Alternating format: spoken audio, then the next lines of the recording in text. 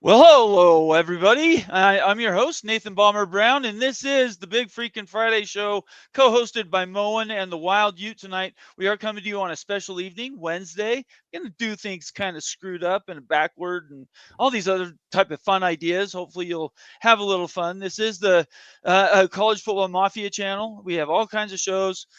We just recently completed our previews for the 2025 season, except for the G6, which is on me.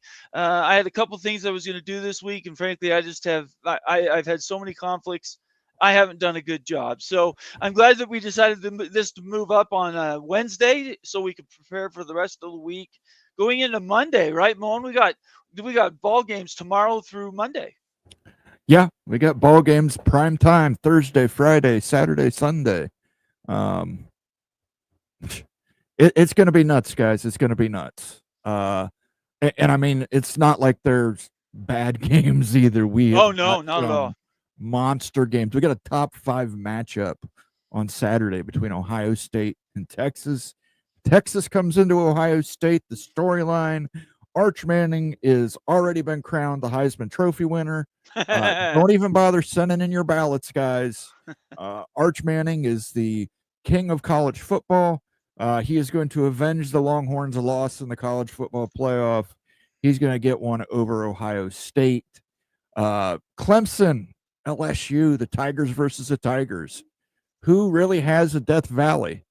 The Battle of Death Valley. We've got that one coming too. Florida State, Alabama.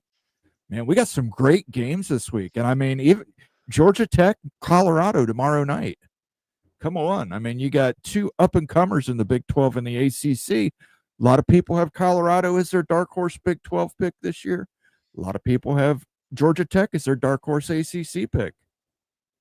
Should be fun. Tomorrow, I am going to do a preview show with Rec Talk and Fergie to cover that Georgia Tech Colorado game. I think most people are really looking forward to that. Can Dion repeat for a 3rd year and actually put a winning team on the field? I don't know. There's questions. Yeah, and listen, the quarterback situation, obviously his son went off to the NFL. Retired his number. And, his other son is kind of flamed out in the NFL. Shador. Sorry, not Shador, but Shiloh. Shiloh. I said the night of the draft, I said he will never play it down for the team that first takes him. And I think that's true. He's a loose cannon, that kid. Yeah, I mean, getting in a fist fight in your 3rd preseason game. I mean, come on. And then not being very good too. that didn't help. But he's got starting fights, right? Yeah, Isn't that what we're talking about? Starting a fist fight, yeah. With a tight end that had a helmet on, lots of pads, and he's punching. That's pretty funny. Let's do some shout outs because we are going to cover some ground tonight. We're going to do we are going to cover 12 games, right, Moen? 10 season game 10 that we picked. 10. We're going to go through those with everybody that's watching. And then, of course, once you get here, we will just generally increase the sideways talk because Moen's got some crazy ideas about realignment coming out of nowhere again. Not so much ideas, information. Information I will share. I'm sure people are waiting for that. So let's not wait another second. We're going to start with the first person in the house. That was Conundrum saying Utah and Kansas to the Big Ten, Moen. According to the Maryland athletic director, it's the Big 20 already. You didn't know that? Yeah. I've got a memo here somewhere buried from CBS Sports that said something like Big 20. I don't know. Yeah. And since when is Maryland driving the bus in the Big 10? Well, that's what I was going to say. Maryland is clearly What is up with that? It's not Minnesota. It's not Ohio State. It's not Michigan. It's the Maryland. It's Maryland, Maryland and they've athletic never won the Big director, 10, and he have they? is absolutely positive, guys. It'll be 20 by 2030. I was thinking of doing a logo. I didn't have time today. I was been busy doing a 20 for 30 logo. Let's Instead do of it. the ESPN 30 for 30. It'll be the Maryland 20 for 30. I absolutely love it. 2030. I'm really glad that Maryland's driving the bus. That's all I can say. In the Big 10, Wisconsin just sitting back letting Maryland do whatever they want to do. Anyway, Laura Weiss, moderator-in-chief, one of the big contributors around here and an OG at this point for the College Football Mafia family, saying, hey, y'all, thank you so much, Laura, and thank you for your loyalty and being a long-standing member of the college football family, the College Football Mafia family. Sorry, Daniel Gygax, a contributor. We call Laura Weiss the first lady of Lubbock. So there you go. Okay, I'm all right with that. I didn't know that's a plural pronoun, right? I'm not sure. Daniel Gygax says hi everyone. Thanks for being here, Daniel. Skaven, yes. What does he say, Moen? Hello, gentlemen. For the first time this season, go Big Red. Let's go. Go Big Red. Is Nebraska going to turn the page, or are they looking for a new head coach? We will find out pretty soon. Mitch Blanton, good to have you here, Mitch. If you're new to the channel, make sure you subscribe, follow Moen and I and Ute and the rest of the Mafia team on Twitter. Turn on your notifications, really, really important, so you know when our shows come on at special times like tonight. And a bunch of other stuff we do. Member videos. During the season, we do a lot of member videos. In fact, Moen and Ute have been scheming in the background about some videos that possibly could be coming up for members. Yep. We got a juicy one for a Big Ten SEC scheduling agreement. We're brainstorming some ideas for some of these games that could happen, along with trophies. Should be fun. Who doesn't love trophies? Everybody gets a trophy. Mitch says Alabama and Florida National Guard working to parachute Alabama team. Let's see, support staff and fans into hard to reach Tallahassee. Go Noles. Hey, Mitch. I'd be more worried about Florida State showing up. Whoop. That's shot across the bow. Yeah. Don't be talking bad about my Noles. Listen, y'all won 2 games last year. Let's slow the roll. Okay. All right. I can deal with that. Bob Swanger checking in.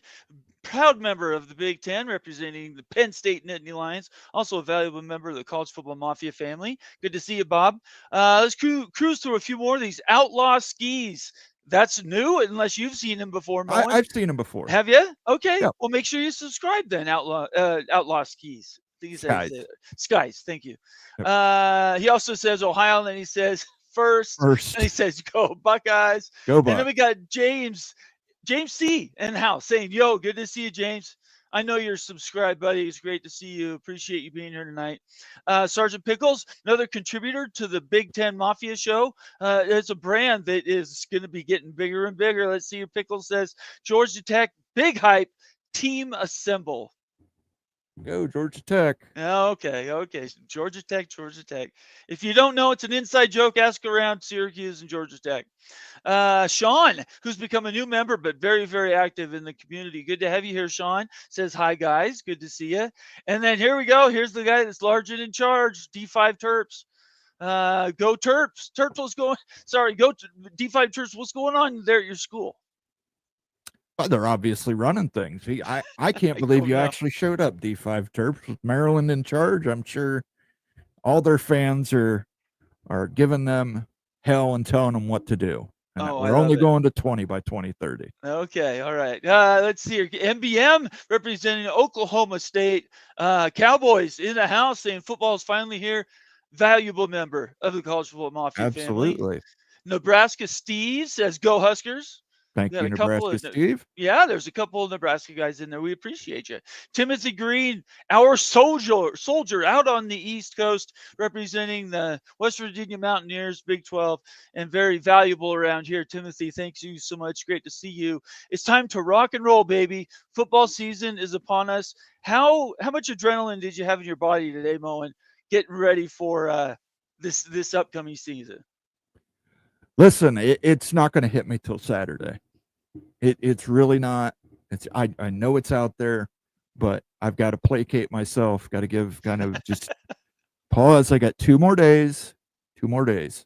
And then, Okay. of course, we get a big noon kickoff. So Big noon kickoff where some schools will be represented and others won't. that's correct. Ohio State will play 8 out of the 12 big noon kickoffs this year. Real. Lee, we are Bomber. We are Bomber. Won't like Brett McMurphy's latest comments on realignment. Moen's going to touch on that in a little bit. Oh, We're not yeah. going to cover that. But thank you. It's great to see you, Lee. Appreciate you. Let's see, Amazing Blue representing those Michigan Wolverines in the house. My guy, D5 Terps. Don't say you're letting go of the FSU to the Big Ten dream. What's he talking about there? I think D5 Terps is probably a advocate of Florida State to the Big Ten. But you might want to check with Maryland on that because Maryland has a different favorite. We got our first super chat from Miami Flow. Thank you so much, Flo. Miami Flow. Thanks for the $5 super chat. And peace to you, brother. College Football Express, everybody. Look them up on Twitter and on YouTube. College Football Express. That would be Miami Flow and the Great Rock and Rant. Go ahead, Moen. You got a sounder for Miami? Yep. Let's go ahead and Hurricanes. Let's go. Stand back. There's a hurricane coming through. There we go. Coos Corner representing Justin Coos in the house. Okay, spill the beans, Moen. Wait a little bit, Coos. I will. Hold I will, on. Coos. I promise. He's been dragging you guys all day, so you better have something good, or you guys are gonna hunt him down. Give him more of that bad liquor. Argraw, good to see you, Argraw, representing Big Ten again. Texas has 3 on offense, 6 on defense that are returning starters. Ohio State has 6 starters on offense and 3 on defense that are returners. Home field might decide it. You think it's 3 points, Moen? I do. I like Ohio State to win. Well, we'll talk about that in picks, but okay. I do. I think home field does give them an edge, but then again, they were 28-point favorites against Michigan at home last year, and that didn't work out so well. So yeah, let's not talk about the Michigan game quite yet. Huh? I just had to. Amazing Blue. I saw you left a super chat. I know you wouldn't let me live it down, so I'm just going to mention it right now and get it out there. Amazing Blue, a valuable member of the College Football Mafia family, and another $5 super chat. Thank you so much, brother. Shout out to my brother from another mother Moen. Go Blue. I'll be rooting for OSU this weekend only. I appreciate that. Well, I don't know if I appreciate that or not. But, is that a backhanded compliment? Yeah, I don't know. That might give me him Michigan fan. Him rooting for him might double the voodoo or something. I think maybe that's it. Yeah, you don't want Greg to be picking your team. Yeah, we'll play a little Michigan music for him and Dave Portnoy. Here we go.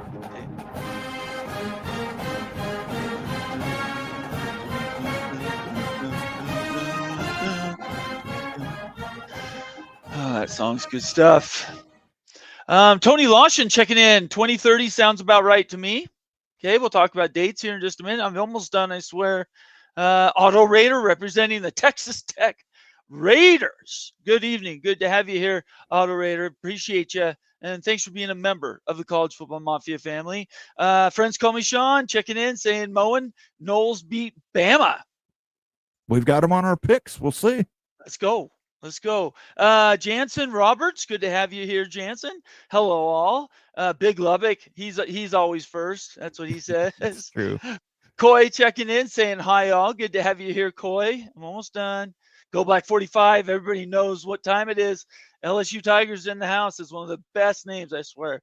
Don't hate, Nate. I'm not sure who I'm hating. Are you talking to me or a different Nate? Because I don't know. I'm not hating LSU at all.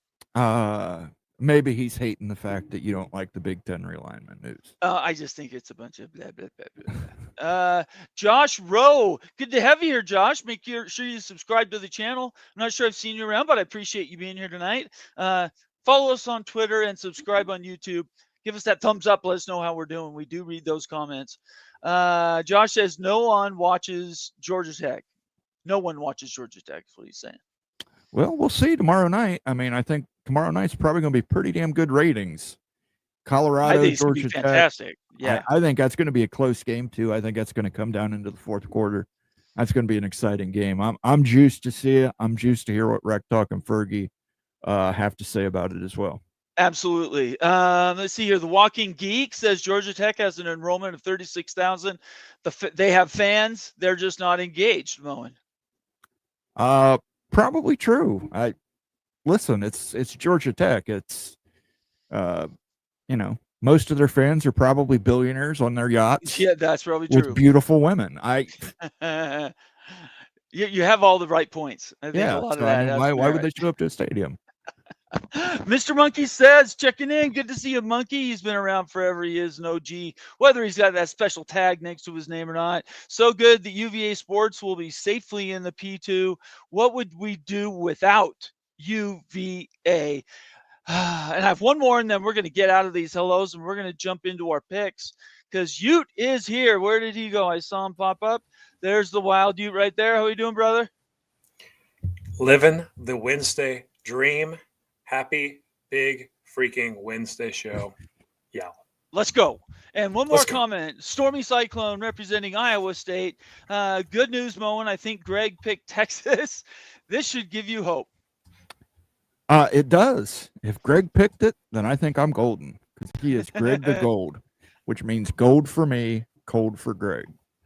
I think that's funny that's where we ended up. Is a comment that's at the end of the day something that whatever. I lost my link to the picks we had tonight. Where did it go? You want the slide up, you mean? We can just slide. Go ahead. So what we're doing this year, and we did it last year as well, we are picking, and I'll just post it right here. I see it now. We're picking games all week long. We'll pick games that are important. We'll try to cover all the autonomous conferences and a G6 competitor, depending on what is going on in that week. And then at the end of the year, we tally those things up, and it proves again that I know what I'm talking about, and they don't. That's all you need to remember. It's a bomber world you live in. And I'm going to turn the time over to Moen. Let's run through these picks, Moen. All right, we got 10 picks this week. We're going to be discussing all the big games, some other games that I think are important. Obviously, we can't pick all the games, but we're picking against the spread. We're going to do 10 a week this season. We're going to try and do 2 from every conference if possible. So 2 Big 12, 2 ACC, 2 SEC. Who did I forget? 2 Big 10, right? And then 2 G6. So, but we're not this week. There's too many good games for that, so we're going to make some exceptions. First on the list is SEC versus Big 12. A lot of people picking Baylor as their Big 12 pick for the Big 12 champion out there. Auburn, what do you favored think, by dude? 3. I can't believe Baylor is an underdog in this football game. I'm shocked. I would have thought that the point spread would be Baylor by 4.5 to 5.5 points. The fact that it's 2.5 to Auburn is mind-blowing. It's at Baylor. Baylor's got a lot of momentum right now, excitement. I think that this is a big win for the Big 12, like a 10-point win for Baylor. Not even close. Man, that's a big number. I forgot to introduce everybody that's picking is the College Football Mafia primary contributors that we've had around here for a long time. That would be me, Ute, Moen, Rock and Rant, Becky Go Husky, Sergeant Pickles, and Daniel Gygax. Next year, we will continue to add more people. There's only so many we can put on these slides. So don't be upset, Fergie, that I let you out for any other reason. It's just we're running out of room on these slides. I just want to say I think Baylor's really, really good. If Sawyer Robertson is as good as he's advertised, they should win whatever that point spread is. That covers 7 points, I guess. Yeah, if right. Well, that's what we're doing here. Is that? Yeah, I think Auburn wins this. I think just Auburn's got too much talent. What do you mean they win that, Moan? I think they win it. I think they go into Baylor and win. I think Baylor is a little overhyped. I know they Ooh. finished strong last year. Shots I fired. I get that they finished strong, but year previously they struggled, and I don't know that Dave Aranda has completely righted that ship. It was good on him for finishing strong. It cooled his seat down, but I don't think it means what you think it means. Before we tally these things up, I will just say if he doesn't win 9 games this year, I think he could get run. Because at the end of the day, if he doesn't win 9 games, it means he's kind of a middling coach. Yeah. It's 10 games or bust anymore, guys. It is. You got to get in the playoff. You got to compete for a playoff spot. Bowl games are irrelevant. They don't matter. Nobody cares if you go 7-5, 6-6, 8-4. It's playoffs. It's being in contention. He's got to do it. I think that the heat's going to be on if he loses this football game. I don't see it happening though, Moan. Like I think there's a ton of questions for Auburn if you press into that too and look at that team, all the new faces, the struggles last year and everything. So if you're going to turn that on Baylor, turn it on Auburn too. Oh, I agree, but somebody has to win the game. I mean, I will just say this. It's fun picking Big 12 teams in these games. That's all I'm going to say. These are going to be good picks for us. Okay, I think we covered that one. It was what, 4 versus 3 there, Moen? What? Yeah, I have those counts, right? 4 picks for Baylor Bears, 3 Right. picks for the Auburn. Myself, Rock, and Becky, we like Auburn in this. All right.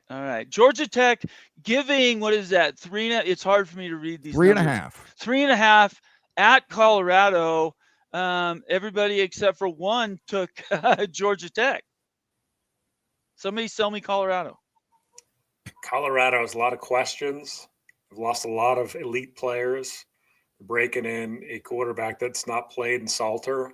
They're going to be playing this freshman kid too at quarterbacks. There's some quarterback questions. They don't have the skill position talent they did. They lost many wide receivers. I've got a ton of question marks about Colorado's football team. Georgia Tech is stable. They've got Haynes King returning. And I think they thump Colorado, unfortunately, for the Big 12 in this football game. Moen, can you at all sell Colorado? Yeah, I'll sell it. I'm not buying Colorado. I'm buying Georgia Tech. No particular reason. You just particular reason. I think Georgia Tech's a really good team. Okay. They got some experience. I do think they're a legitimate dark horse in the ACC. I like Georgia Tech here. Listen, Very this good. team almost beat Georgia last year. I've got Tech. I mean, all of us have Tech except for Tech. Daniel. So yeah. Next game. This is the one of the weekend. Texas giving 2.5 points to Ohio State, and it's in Ohio. It looks to me like there's another 4 versus 3, and I picked Ohio State. So Moen, sorry, did you pick? You picked Texas. Yeah, Texas. They're getting points here, so I like this matchup. I think Arch Manning has a great day. Julian's saying, like, we don't know what he's going to produce on the field. Arch has had a couple starts. He's been in the program for a lot longer. I think Ohio State finally falls here. I think that hot streak is done from last year. I think Texas takes over and is the true number 1 team. Wow, there we go. Moen, tell everybody why Ohio State's just going to thump Texas. You can't cover every Ohio State wide receiver. Somebody's going to be open. I think the offensive line is gelled. My questions for Ohio State have always been on defense, especially defensive line. Running position might be a little. We don't have Travion Henderson or Quinshon Judkins this year, but listen, Jeremiah Smith, Carnell Tate, Brandon Ennis. These are guys who could go play on an NFL roster today. And I know Julian Sand, he's been with the program for 1 year now. Just got his foot a little wet last year, but I think he's going to surprise people. Quick release. It's easy when you're throwing to receivers of that caliber. So I see Ohio State winning by a tutty here. This game, I cannot wait. I got to tell you, the moment this was announced, I'm like, man, that would be an epic game to go to. Next game, we have Syracuse giving 13.5. Is that right? Yes. Or is it Tennessee? No, Syracuse getting 13. Syracuse is getting 13.5. Right, and I have Syracuse to cover. Who has Tennessee? Rock has. All right. Moen, tell us why Tennessee wins this. Well, I don't have Tennessee picked, but I'll tell you, Tennessee will win this. But 13.5 points is just, It's a lot. it's a lot of points, man. It is a lot. And I think Syracuse is a better team than most people think. Tennessee, they kind of had everything in that Nico Iamaleava basket, and he decided to leave, and he went to UCLA. They're breaking in a new quarterback. They And, traded quarterbacks, actually. They traded quarterbacks, kind of. So yeah. I listen. It's not that I don't think Tennessee's going to win this game, because I do. It's at Tennessee. I just think Syracuse, they maybe win by 10. I can't. And I said this earlier on Sunday, man. If that spread was 14.5, I'd put heavy money on it. But I'm out on Syracuse. On Syracuse, yeah, because that's a lot of points. A lot of points. Ute, is that what you're thinking too? Exactly. 13.5 points is a massive spread. Tennessee, I think, is the most overrated football team over the last decade, guys.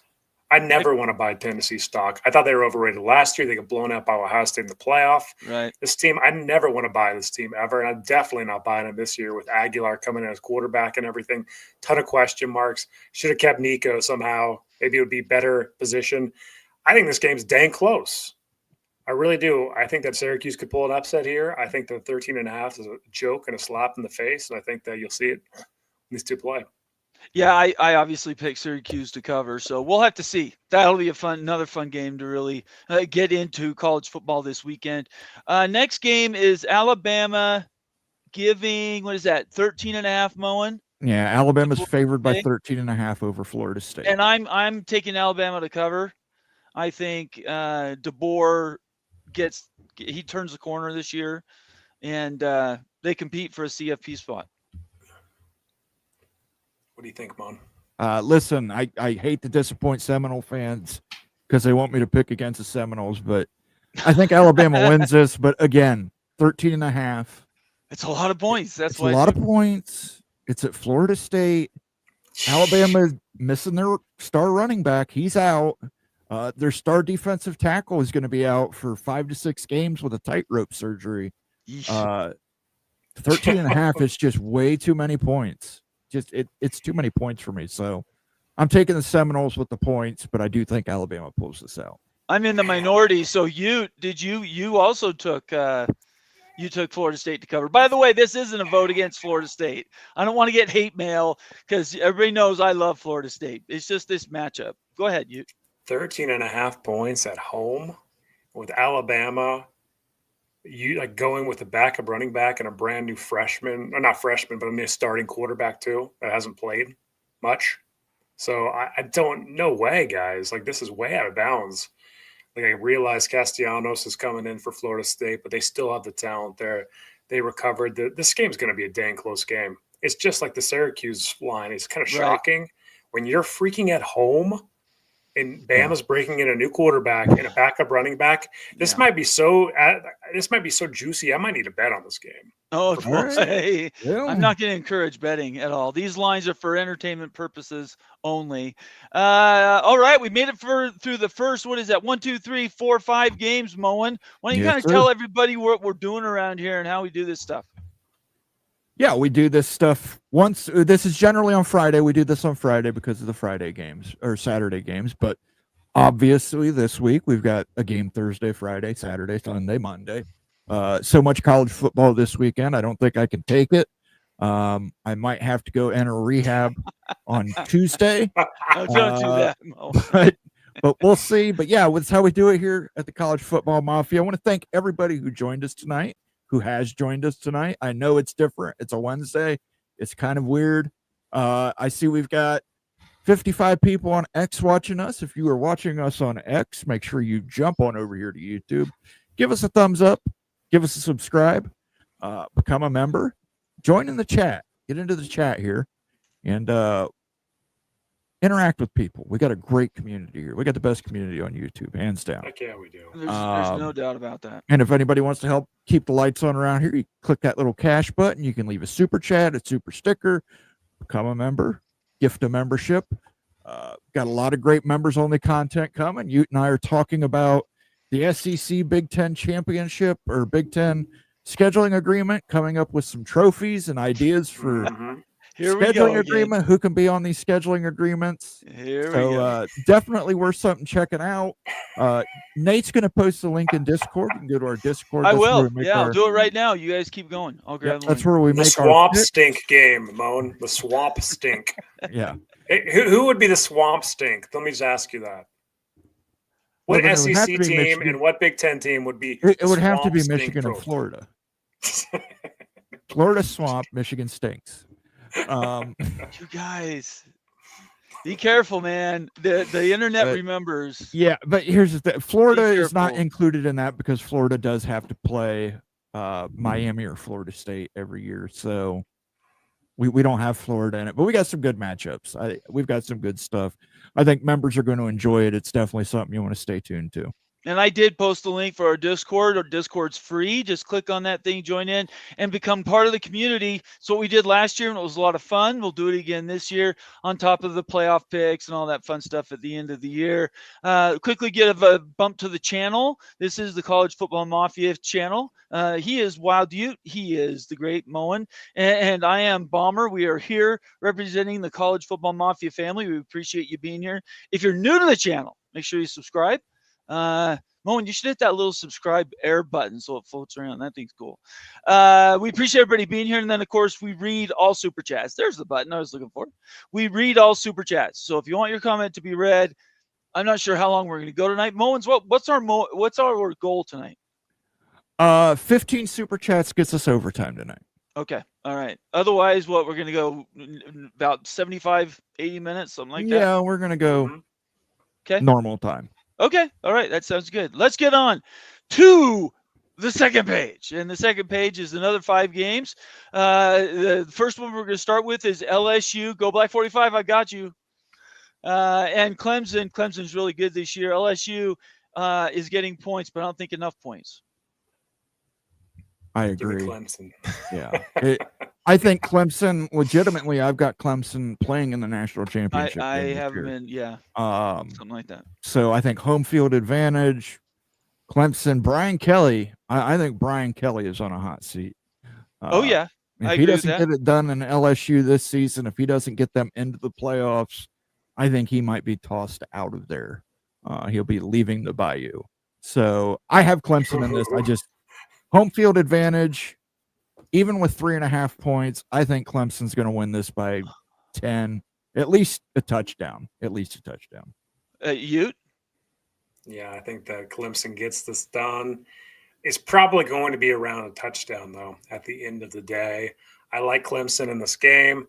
They just have too much coming back. They're going to be a strong contender to get into the national championship. And LSU, man, that's just a wild kind of – it's not a fall. It's just kind of like they're coasting a little bit. They seem to be coasting. I would agree with Kelly. And that's not really. I guess maybe the same thing kind of happened at Notre Dame with Kelly too. Maybe he just kind of gets to a peak, and then coasts. It never really gets there to the pinnacle. And I think LSU's kind of seeing its top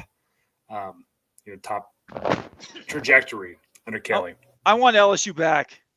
College football is great when LSU's back in it.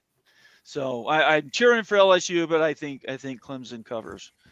And pretty much that was everybody except for Becky. So we will get to Becky. What's that?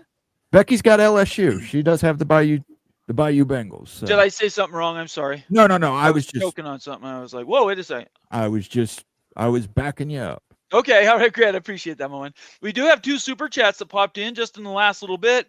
Tempest, $5 super chat. Thank you so much, Tempest. Here's something in my throat.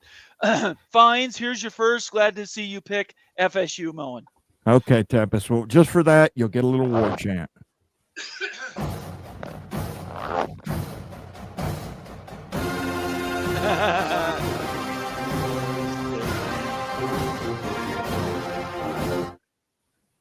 '90s baseball in Atlanta.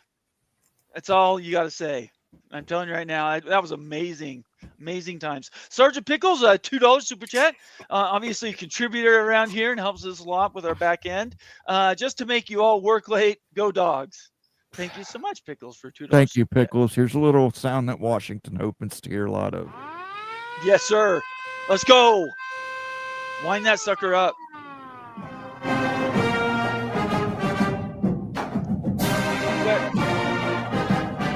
Where's tequila? You don't have tequila sounder? Listen, there are certain things that are copyrighted. Come on. And unfortunately, All even right. an orchestral version of tequila Unless- is copyrighted. I guess if you know, you know, and maybe you Yeah. just don't know. Utah giving, is that right? Giving 6.5 to UCLA. That's right. And I'm gonna say I picked UCLA because I didn't pick Utah. So go ahead, you. What's your pick on that?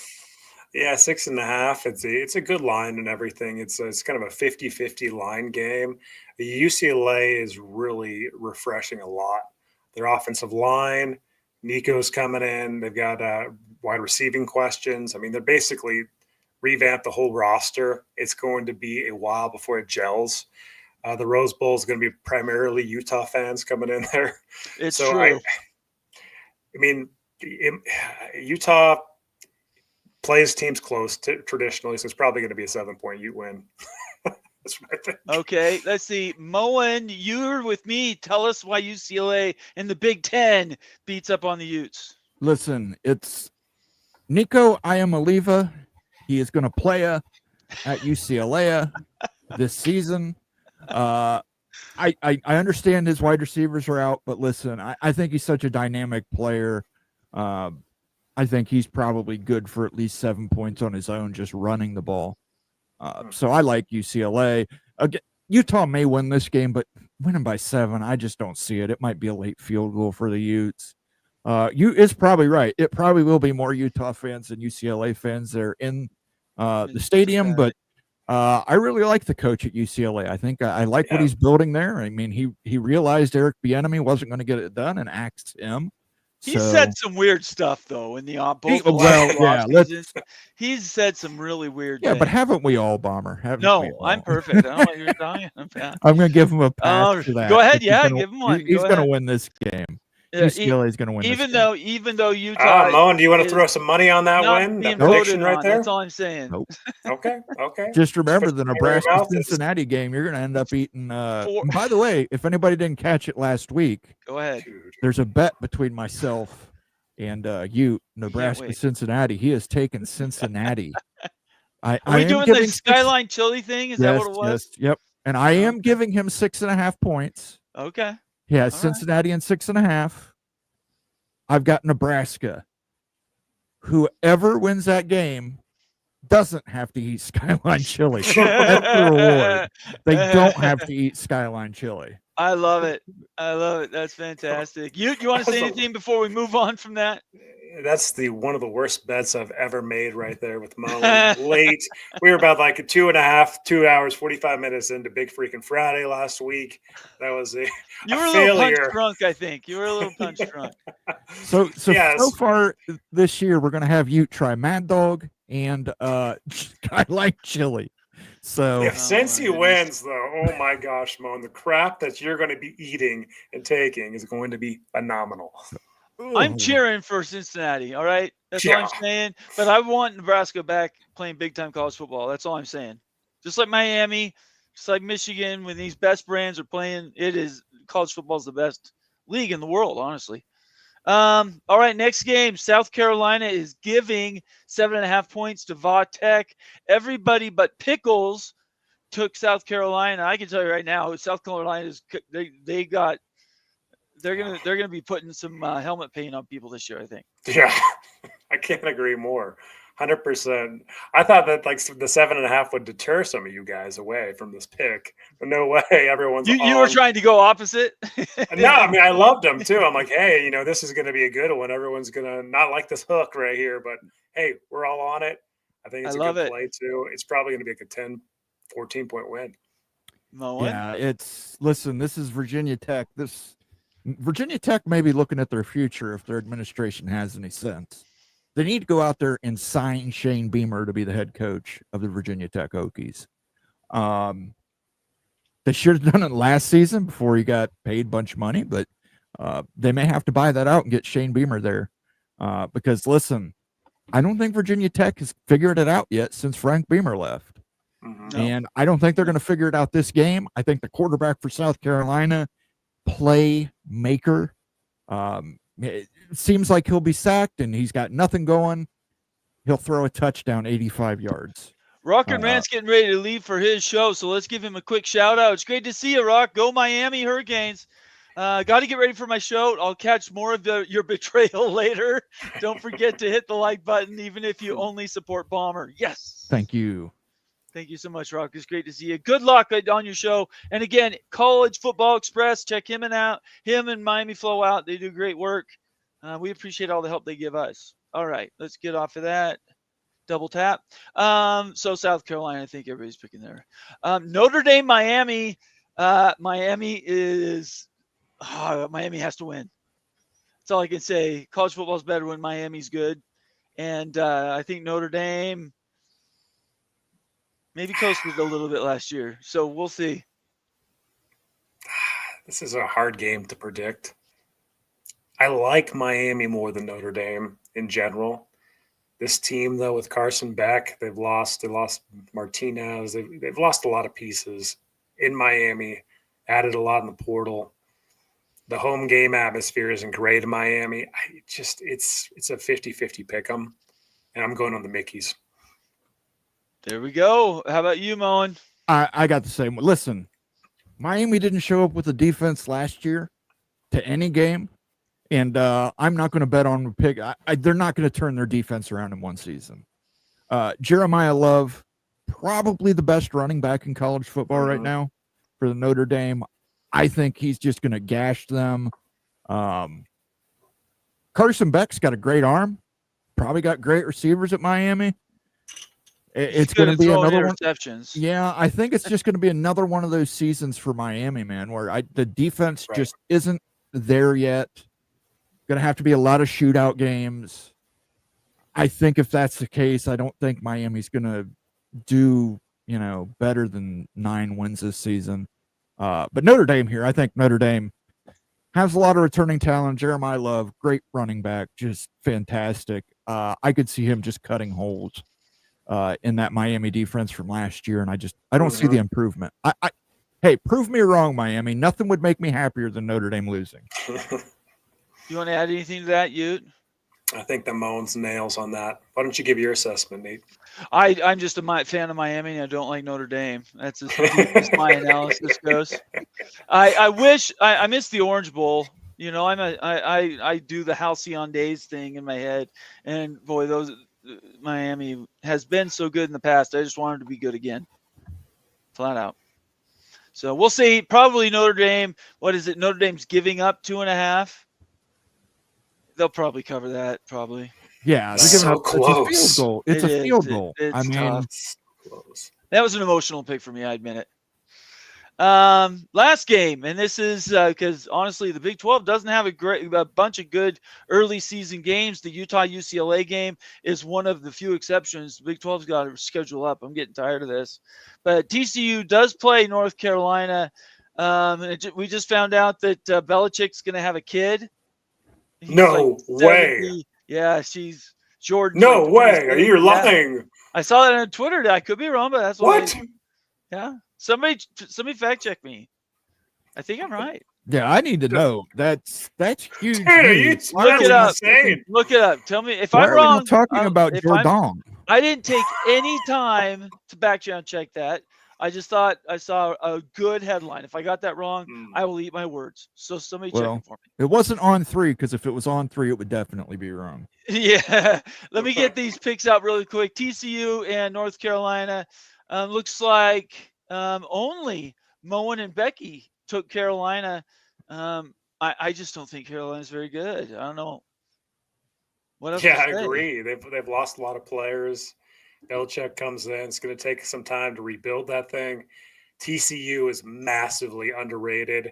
I see TCU pasting North Carolina, guys. I'm talking 17-point pasting here. Big. Really? Win. Yeah. Wow. I think it's blowout Wow. in this game.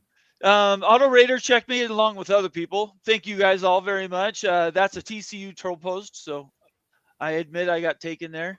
I did see it and caught it in passing. I didn't spend any time on it, so I got that wrong. Sorry, guys. As well. Clint says AI got you, Bomber. I'm sure that's true. So Carolina, Moen, tell everybody why Carolina's going to win this game. I don't think Carolina's going to win, but 3.5 points. I just see this being a field goal game. And it's at North Carolina, so you got to give Carolina some. Bill Belichick, I mean, say what you want. He's probably the greatest NFL coach ever that ever lived. Does he have the juice to pull off a Deion Sanders, though? No. I don't think he does. Listen, he may not have. He may have enough draw. You know, even shit draws flies, guys. So I mean, Bill Belichick, he might have enough draw to get some talent in there that might believe that they're going to be more NFL ready with Bill Belichick as their head coach.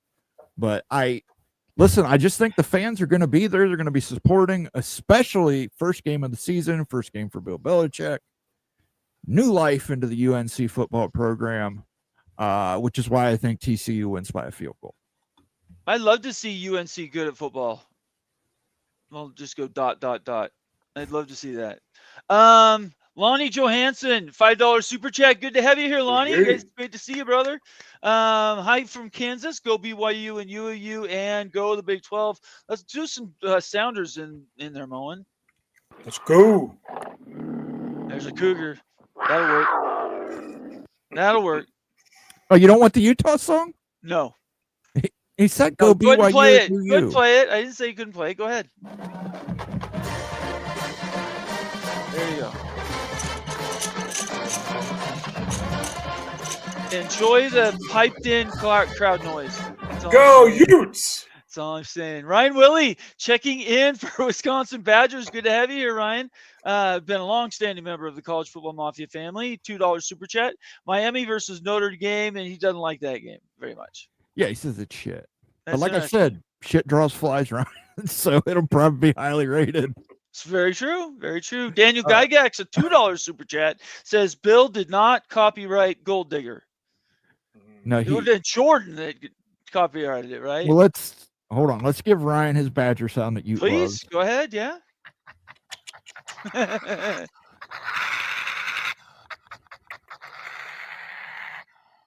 And then let's give Gygax a little West Virginia. Let's go. West Virginia. Now, wish we could play that whole song. Daniel, you're incorrect here. Bill trademarked Gold Digger, which is different from copywriting, and he only trademarked it for use in jewelry. So you can't like do Gold Digger apparel or Gold Digger, you know. Oh my gosh. Yeah. Becky Go Huskies, been around with us for a long time now, 18-month member of the College Football Mafia family, saying, we want the Utah milking song. You played the Utah Utes twice. I should get that one time, Owen. No milking. Yeah. Let's go milking, baby. 18 months. It's a Wednesday. No Let's milking. go. 18 months. Becky's our girl. We're going to give it to her. Here you go. They've been sucking you, sucking you, and sucking you. They've been sucking you, sucking you, and sucking you. They've been sucking you, sucking you, and sucking you. That's Wild Ute right there, people. They've been sucking you, sucking you, and sucking you. They've been sucking you, sucking you, and sucking you. Turn it off, Moan. Sorry. Leave that thing on that was the repeat, extended remix. Gee, my man. Why don't you tell everybody how to do those super chats and stuff, Moen, before we move on to Realignment? Absolutely. Becky popped her membership message. You get one of those each month to pop up here. We'll play a sounder for it. We treat it like a super chat. Because you've been a member for another month. Becky's been with us for 18 months. She's a great contributor. She's on the Big Ten Mafia show. Does awesome with us. She drank with us on MD 2020 Day. So thank you, Becky, for that. I don't have a special badge for those who survived the Mad Dog, but you've got one. We remember it. To become a member, to gift a membership, to leave a super chat, leave a super sticker, you can do all that by clicking the little cash icon underneath the chat window. Those help us keep the lights on here at the College Football Mafia, and we do appreciate every super chat we get is read. We will read it. Even if we don't agree with it, we will read it. So we made it through our picks. There's some really good games this weekend. Do you want to sum anything up, you guys? Texas, Ohio State. Yeah. Week 1. Miami, Notre Dame. Football game. Miami, Notre Dame, and like the Big 12 has to show out here. We know this, Nate. Yeah. Utah game, TCU game, Baylor, Colorado, all 4 opportunities to get it done, change perceptions. You got to win those games. They got to win 3 of them at least. And a big one's this Baylor game. Like the knock on Baylor, how they're underdogs at home is shocking. You have to win that football game. It's big. Yeah. I agree with everything you just said. I don't need to add anything more. Moen, what do you think about the 10 games that we did this weekend?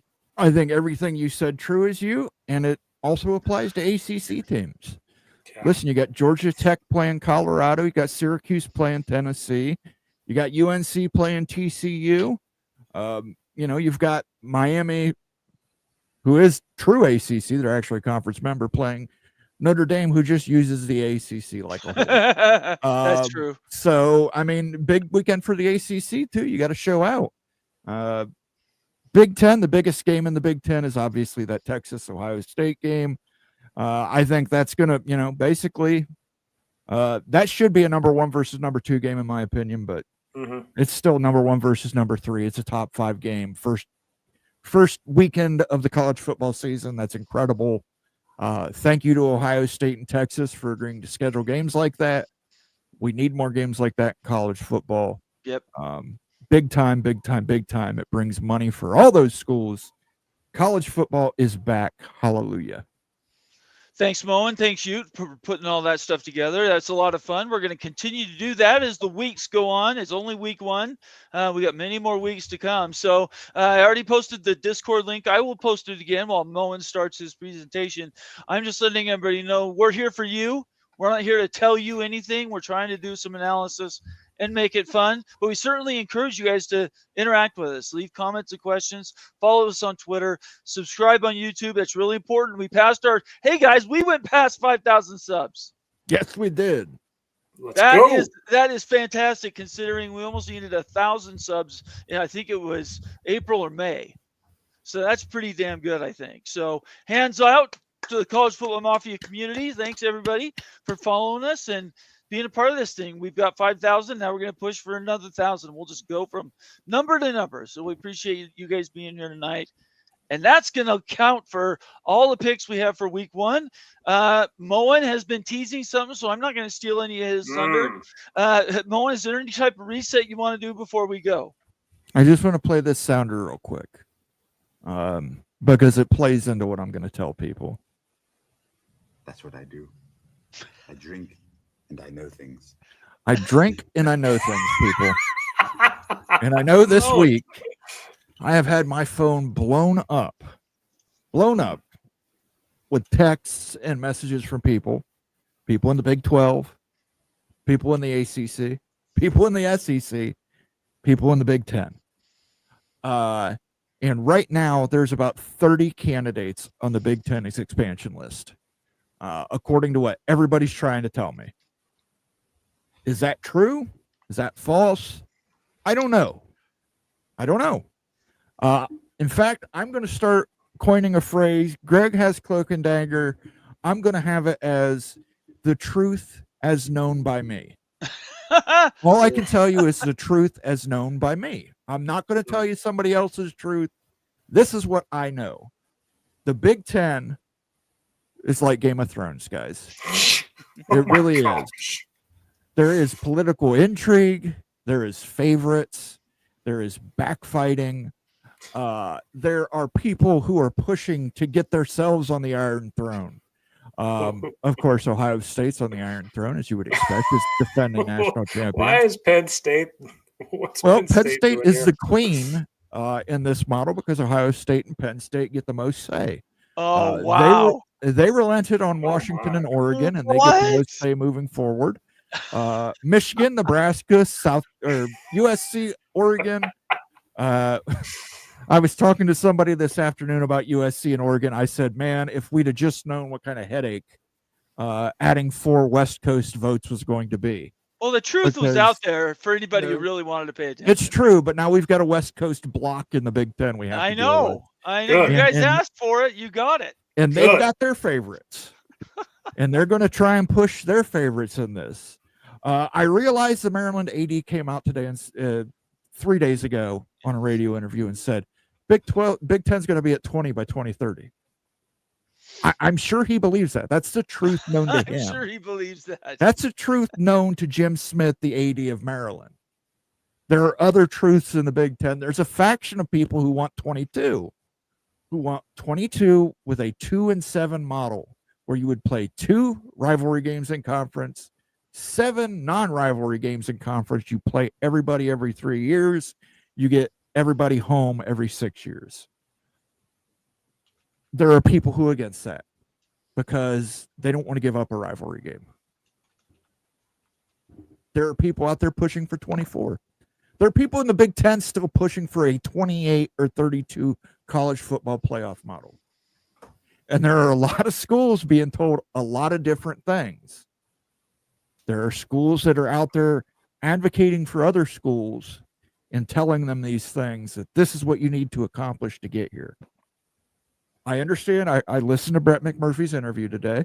I understand where Brett McMurphy's coming from, because Brett McMurphy knows the truth known to him. And the truth known to him is that this is. There's one school, guys. I've heard of exactly one school that is mentioned as a consensus builder. A consensus builder in Big Ten expansion / realignment. One school. But I've heard from fans and people who are connected to other schools that they're on the Big Ten short list. Guys, there is no way this many schools can be on the Big Ten short list. I understand what you've been told by Big Ten, or you've been told by a member of the Big Ten. You know, maybe you have a good relationship with a school, from previous conference days, and they say, yeah, we put in a good word for you. But here's what you need to do. Listen, guys, that school may not have as much stroke in the Big Ten as they would like to believe. I'm going to put it at that. So there you go. It's the truth known to me. The truth known to me is the Big Ten hasn't made any decisions. They didn't. The truth known to me is it's not necessarily going to be an AAU school. The media partners are going to get their say in this. They will have their say. And the Big Ten presidents will have their say. But they're just, before anybody starts going, this is a guarantee, this is a guarantee, this is a guarantee, the Big Ten has told a lot of people a lot of things. Calm down. Nobody knows what 2030 is going to bring. I don't care if you're the AD at the most powerful school in the Big Ten, Maryland. You don't know what 2030 is going to bring. Ohio State and Penn State, they carry the most weight in this expansion.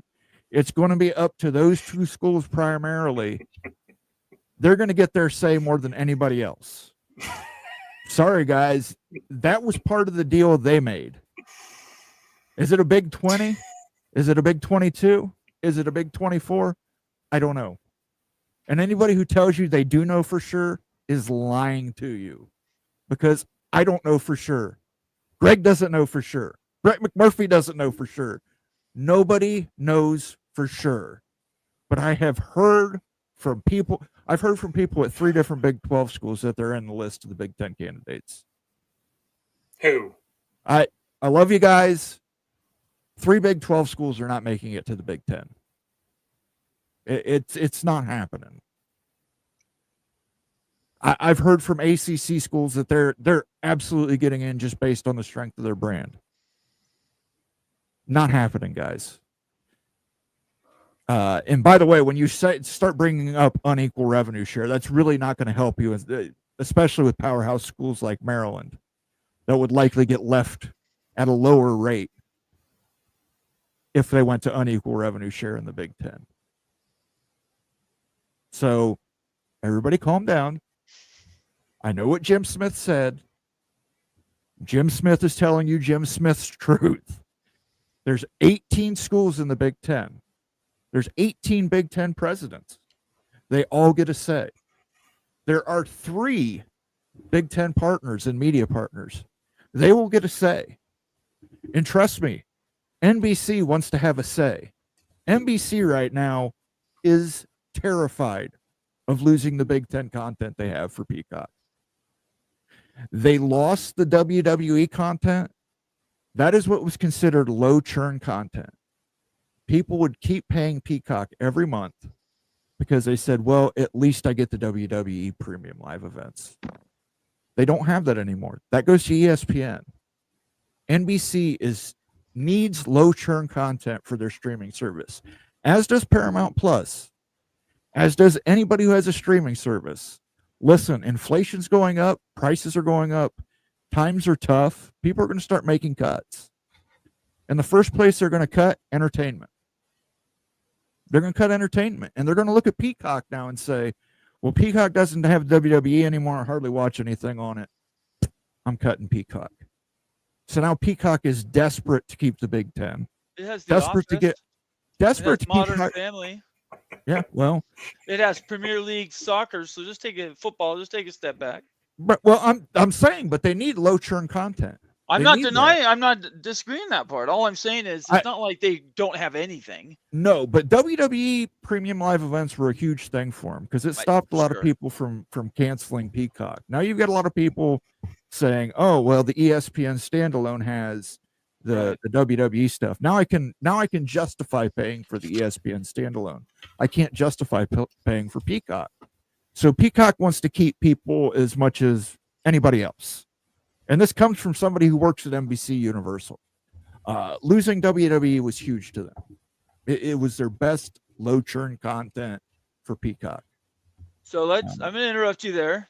Go ahead. That was a good Moen rant. Moen, that was 10 minutes. All I can say is that's hard to do. I've done it, and it's not easy to do what you just did. You can give yourself a sounder if you want. Come on, there's got to be something on there. Let him cook. Was when he gave me my money. I want more Sopranos drops. Okay, Ute, you've been sitting there, you've been analyzing, taking notes. You saw the I would say it's drama, all the rumors started by the Maryland AD saying the Big Ten might go to 30 teams. You've seen the data on all these schools. 24 teams max. 20 teams would be ideal, but the Big Ten has a problem that it just doesn't acknowledge very much. And they've left 4 West Coast teams out there on an island with massive travel for the Olympic sports. That's going to be an issue down the line. It's currently an issue. They fail to bring that up. They don't realize how big a deal that is. The Big Ten needs more schools out west to fill the USC void and everything right here that's happening. It is an issue, guys, maybe not in football, but in all other sports. The Big Ten ain't perfect. They made a mistake by not grabbing more schools before. And if they think they're going to go down into the South and get 1 to maybe 2 schools without getting travel partners and causing massive travel issues down there too, they're mistaken. So if they're going to expand out, it needs to be 24, and it needs to be better travel arrangements and everything. So I think that the Big Ten does expand to 20 would be the best based on the media agreement, but based on the pickle that they put themselves in because of this huge mega national conference, you need 24 to bridge the gaps, create pods to make life easier on student athletes. Because right now it's pretty wicked stuff, man, out there in LA and stuff, all the travel. The women's teams got to go on. The Olympic teams got to go on multiple times a week. It's not doable. It's not right. They're not getting paid much and stuff. So the Big Ten, they made a huge mistake there, and they have to go to 24, and if they like it or not. Thank you. Those are. Go ahead, Mon. Let me summarize it this way. If you're a Colorado fan and you've been told that the Big Ten is vetting Colorado, you're right. If you're a Utah fan and you've heard that the Big Ten is vetting Utah, you're right. If you're an Arizona State fan, you heard the Big Ten's vetting Arizona State, you're right. If you're a TCU fan and you've heard that the Big Ten's vetting TCU, you're right. If you're a Texas Tech fan and you've heard the Big Ten's vetting Texas Tech, you're right. Guys, you're right. The Big Ten has cast a wide net. They are doing their due diligence. They are looking at everybody they can look at to figure this out. It doesn't mean it's a guarantee. I'm telling you, it is a guarantee. You have to do it, Moan. You have to do it. It's not a choice. I don't care the school combo, but you can't leave those 4 schools on an island over travel. That is going to ruin you guys. That is what I'm saying. You say it's not. It's just a choice and everything. Wait till you're UCLA and traveling all those miles. Look, That's it not was it was very close to being 2 teams on an island. Yeah, that would have been a huge blunder. It's Ohio a bad State, blunder enough. There were lots of teams that didn't want Oregon in the conference. So I mean, they took Oregon and Washington. USC and UCLA got that. USC and UCLA and Washington and Oregon are new to the conference.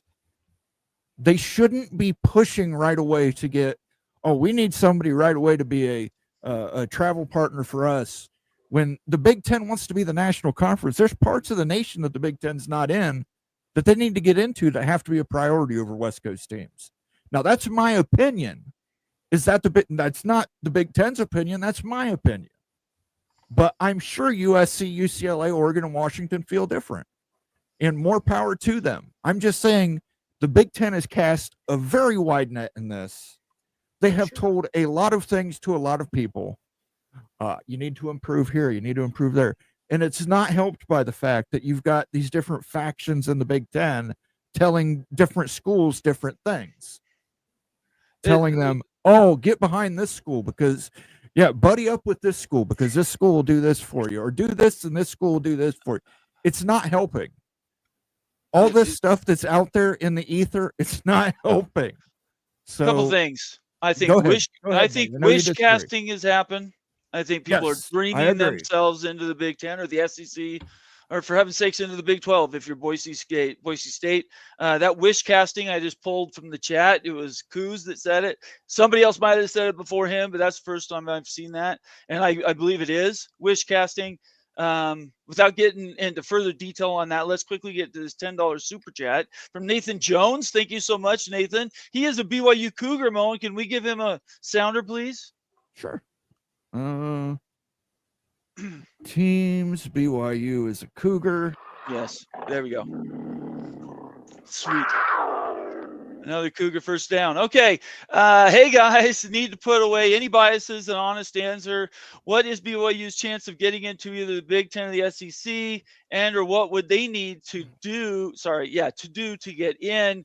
As a BYU homer, we just need to set expectations. I think BYU has a better chance in getting into a league that doesn't involve conferences than trying to get into the Big Ten and the SEC. If it was that easy to get into those conferences, we would have been in it decades ago. So I've been a BYU fan 55 years this next week.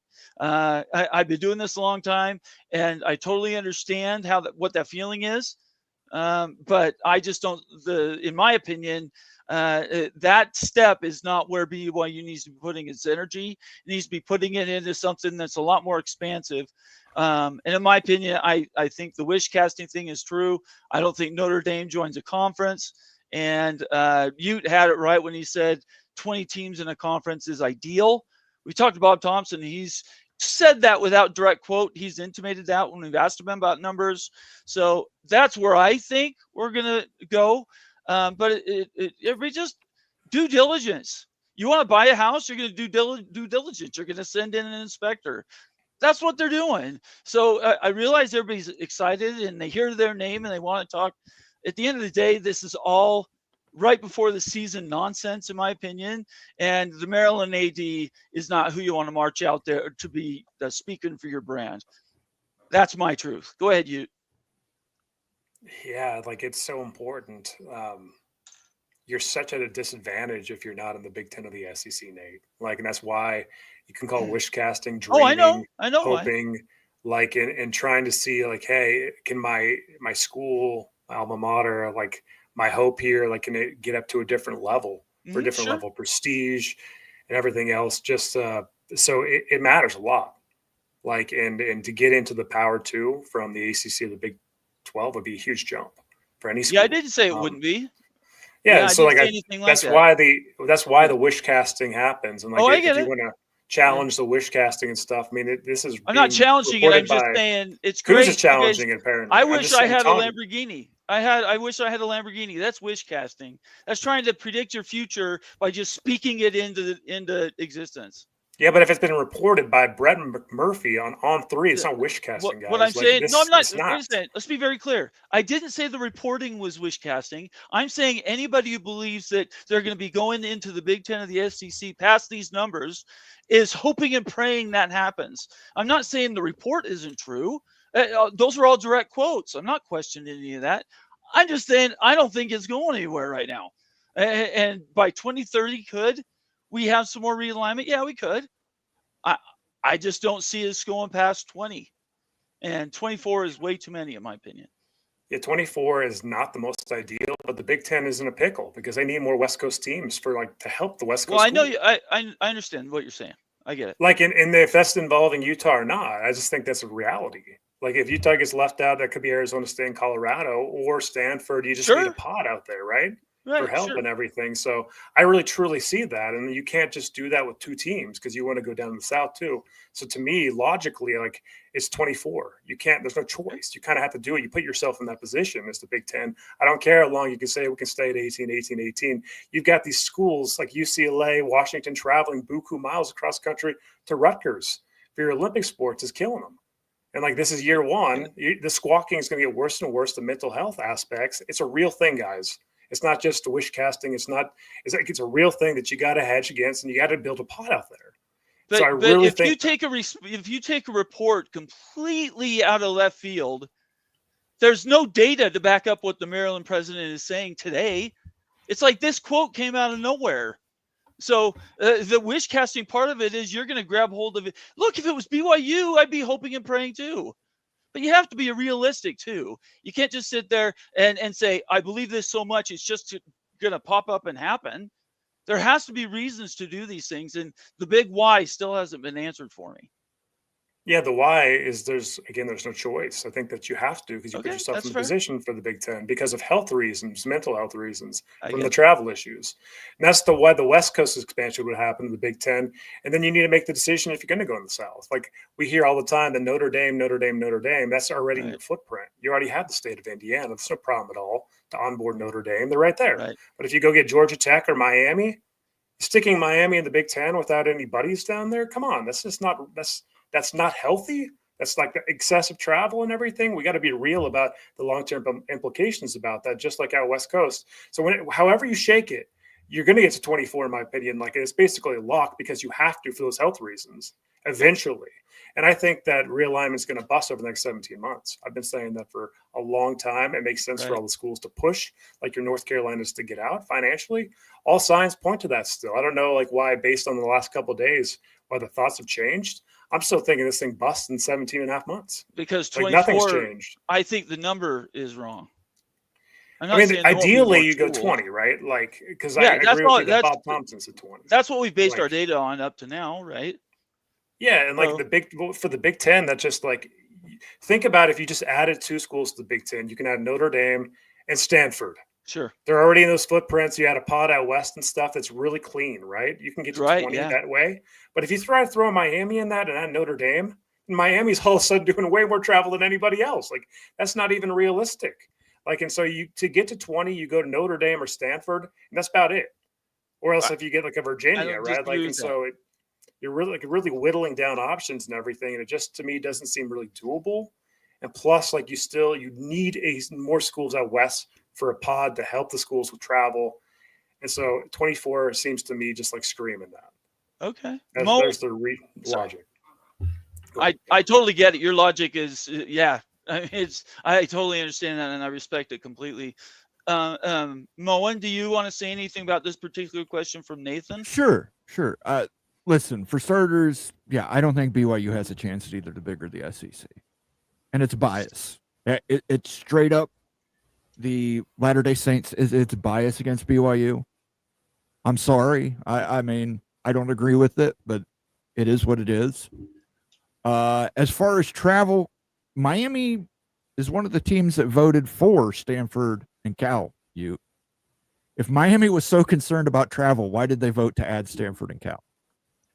So you're asking that, then you're asking if you're the only school in the Big Ten in the state of Florida. Like that's they also travel all the way up to Boston College. They travel up to Syracuse.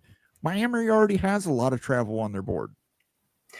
It's not like adding Miami to the Big Ten. Suddenly, Miami's got hundreds of thousands of new miles. They do. 100% they do. They already agreed to adding Stanford and Cal. They're already making West Coast trips. That's already happening. And I'm not saying Utah has no chance. I'm just saying dial it back a little bit. There's a lot of stuff going on internally in the Big Ten right now, guys. I want to be very clear, though. I'm not saying that, Moen. Right. I think Utah, if I was a Utah fan, I would be selling out. there'd be a yard sign out in front of my house that says BYU to the Big Ten. And right? I think there's And you can advocate for those things, but at the end of the day, where's the math? right. And The I math think does not support 18. All of a sudden, it's going to support 24. Where is again, this additional money coming from? We circle back to a story we've been doing for 3 years now. Where is the money coming from to add all these brands for roughly $75 to $100 million a year? All of a sudden, the Maryland president says we have money now. By the way, all the state schools are debt spending. That's a whole different story. Yeah, sure. But then you also have teams that are offering money to join the conference. Duke. And then you have okay. Are you going to get that from Miami? Are they going to write a check to get in the Big Ten? I don't know. I don't know. Honestly, at this point, I don't know. Yeah, but I know there's a lot of things going out to different schools from different schools that may not be wholly accurate or I shouldn't say wholly accurate, wholly representative of all 18 teams in the Big Ten. Yeah, I agree with you. I think it is regional. I do. I believe that. And I believe, yes, like USC probably likes Utah. They probably do. They probably like Utah a lot. They've worked with Utah in the past. It's a good travel partner for those West Coast schools. But if you're the Big Ten, like you mentioned, going to 24 takes money. And getting money is going to be getting into bigger markets. And unfortunately for Utah, Salt Lake City is not a bigger market than Miami, Atlanta, North Carolina. It's just not. So, I mean, I think it's, it's on those schools to realize that. You're missing the point. I think that you're missing the point. I get it. Like, yeah. And I'm not going to even advocate for Salt Lake City. I'm just saying that the issue with travel out West, forget Utah for a second. Like, you need help. You need help. You can't leave those schools out on the West Coast traveling to Rutgers. Like, and traveling to Ohio and Michigan and New York, you just can't do that over the long haul. It's not sustainable in the long run. So I'm pushing you, not on Salt Lake City, not on Phoenix, not on Boulder, Denver and stuff. I'm saying you need, however you choose it, you need more teams out West to build a pod to help them out. I don't disagree. You need more teams out West. I'm disagreeing that that's the first step you make. It's okay. Let me get these 2 super chats in, sure, and then I'll turn it back over to you. Laura Weiss, super cheerleader from Texas Tech, valuable member of the College Football Mafia family. Good, it's so great to see you, Laura. Thanks for the $5 super chat. Love when you guys rage against each other. We're not, just to be very clear, if you're new to the channel, we're not upset with each other, okay? These are opinions. We respect each other, and we do get heated at times, but it's all with love and appreciation. It's great to see you, Laura. Thank you so much. Let's give her a little Texas. Oh, yeah, please go ahead. Song. Yeah, that's good.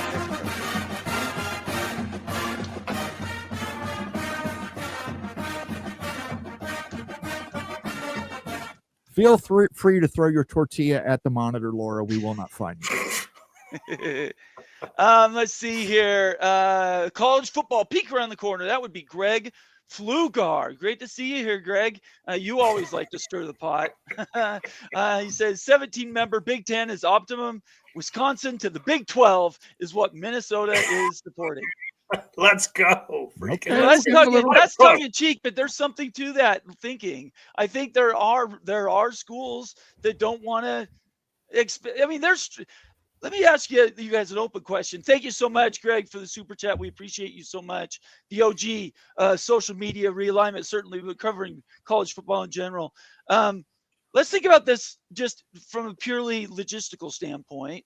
If you're a conference and you want to go from here to there and play all your games, it's better to break them into divisions. It's better to have regional travel. That's what Ute's saying. Ute's saying if we're going to talk about these numbers going up, that's where that practically makes sense. My point is you have to have money to do any of it. So I'm not against any idea. I'm not telling Greg he can't want somebody in or not somebody into the Big Ten. But I will say this, there are practicalities to it. And it's not just saying I'm moving pieces around on a risk board and I conquered this country. I just don't think it works that way. All right. Can I play him a little Minnesota Gold and go through fighting song? Yeah? Sure. All these fight songs.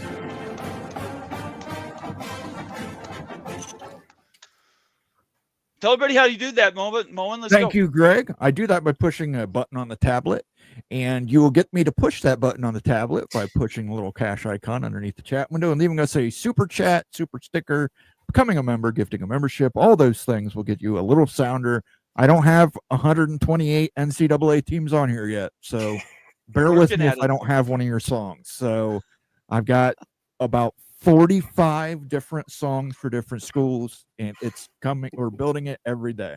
It's impressive, Moen. What you're doing is impressive. Ute and I are totally like, thank you. Ryan Willie, again, checking in for the mighty Wisconsin Badgers, $20 super chat. He's a valuable member, very valuable OG member of the College Football Mafia family. Says, Greg, Minnesota to the MAC. I'd Let be him for cook. it.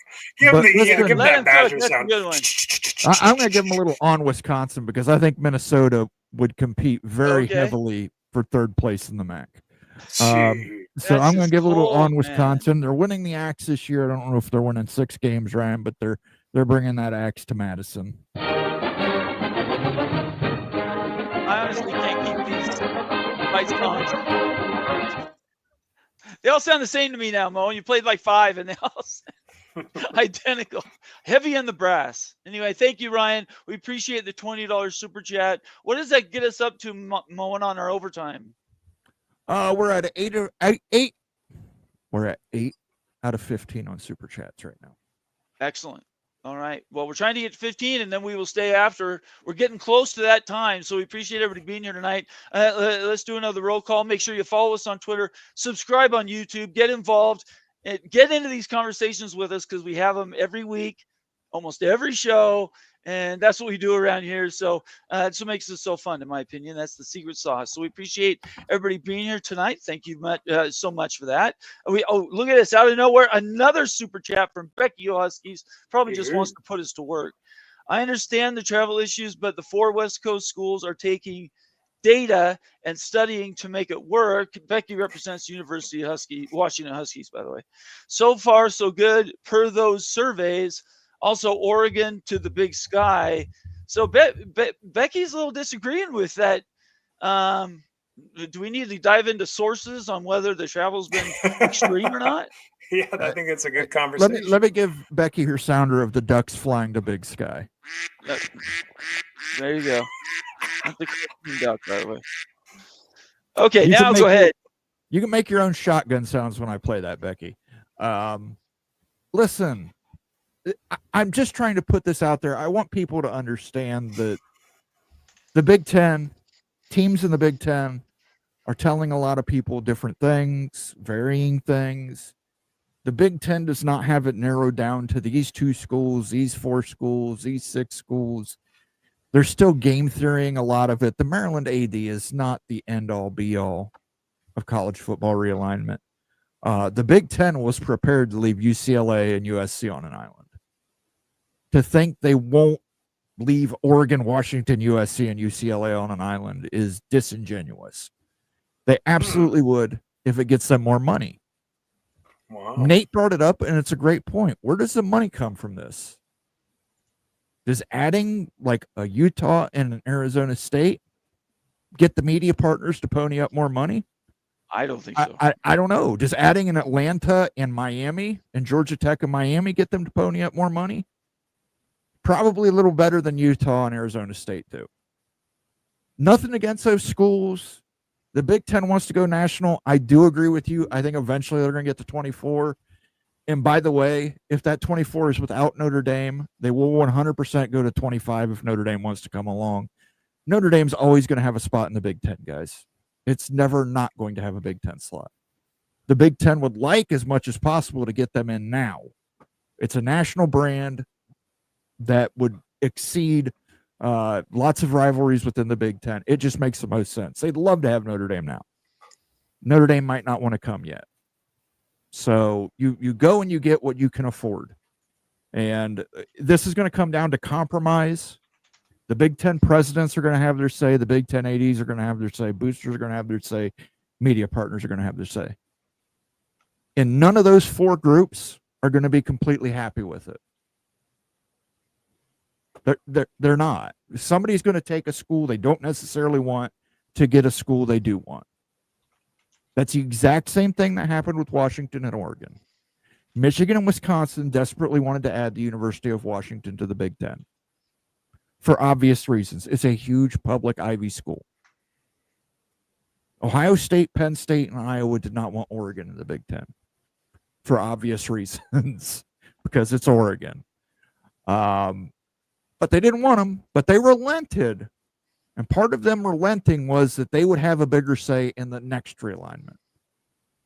So Ryan, sorry, another super chat, Moen. You mind if I read this really quick? Go ahead. Ryan Willie, another $5 super chat, says Moen, Miami has a problem getting into the Big Ten. A lawsuit, that would be a lawsuit between Miami and Wisconsin. That's not really related to realignment. Relationships matter. Yes. But the actual lawsuit itself isn't going to stop anybody from doing anything. It's 100% relationships, but there are schools that are pushing certain candidates. Sure. I call it the favorites. It's factions, it's fighting, it's favorites. I like this school, so let's push this school. And let's tell this school to do this, this, and this to get with into the what Big Ten. Money? Well, that's what I mean. I mean, you can want whatever you want. At Sure. Christmas, you can ask for anything you want, but if there's no money, I know you can't say it, Nate, but you can wish in one hand, shit in the other, see which gets filled first. Yeah, no, I wouldn't say. And you're absolutely correct on that. Absolutely correct. But listen, there are schools. Listen, Maryland is telling schools it's only going to be 20. Well, now what happens? Now you've got a bunch of different schools coming to the Big Ten and saying, you told us this, or Penn State told us that, or Nebraska said this. It's not helping anybody. How many times have you told us that the Big Ten is the biggest ego trip conference in America?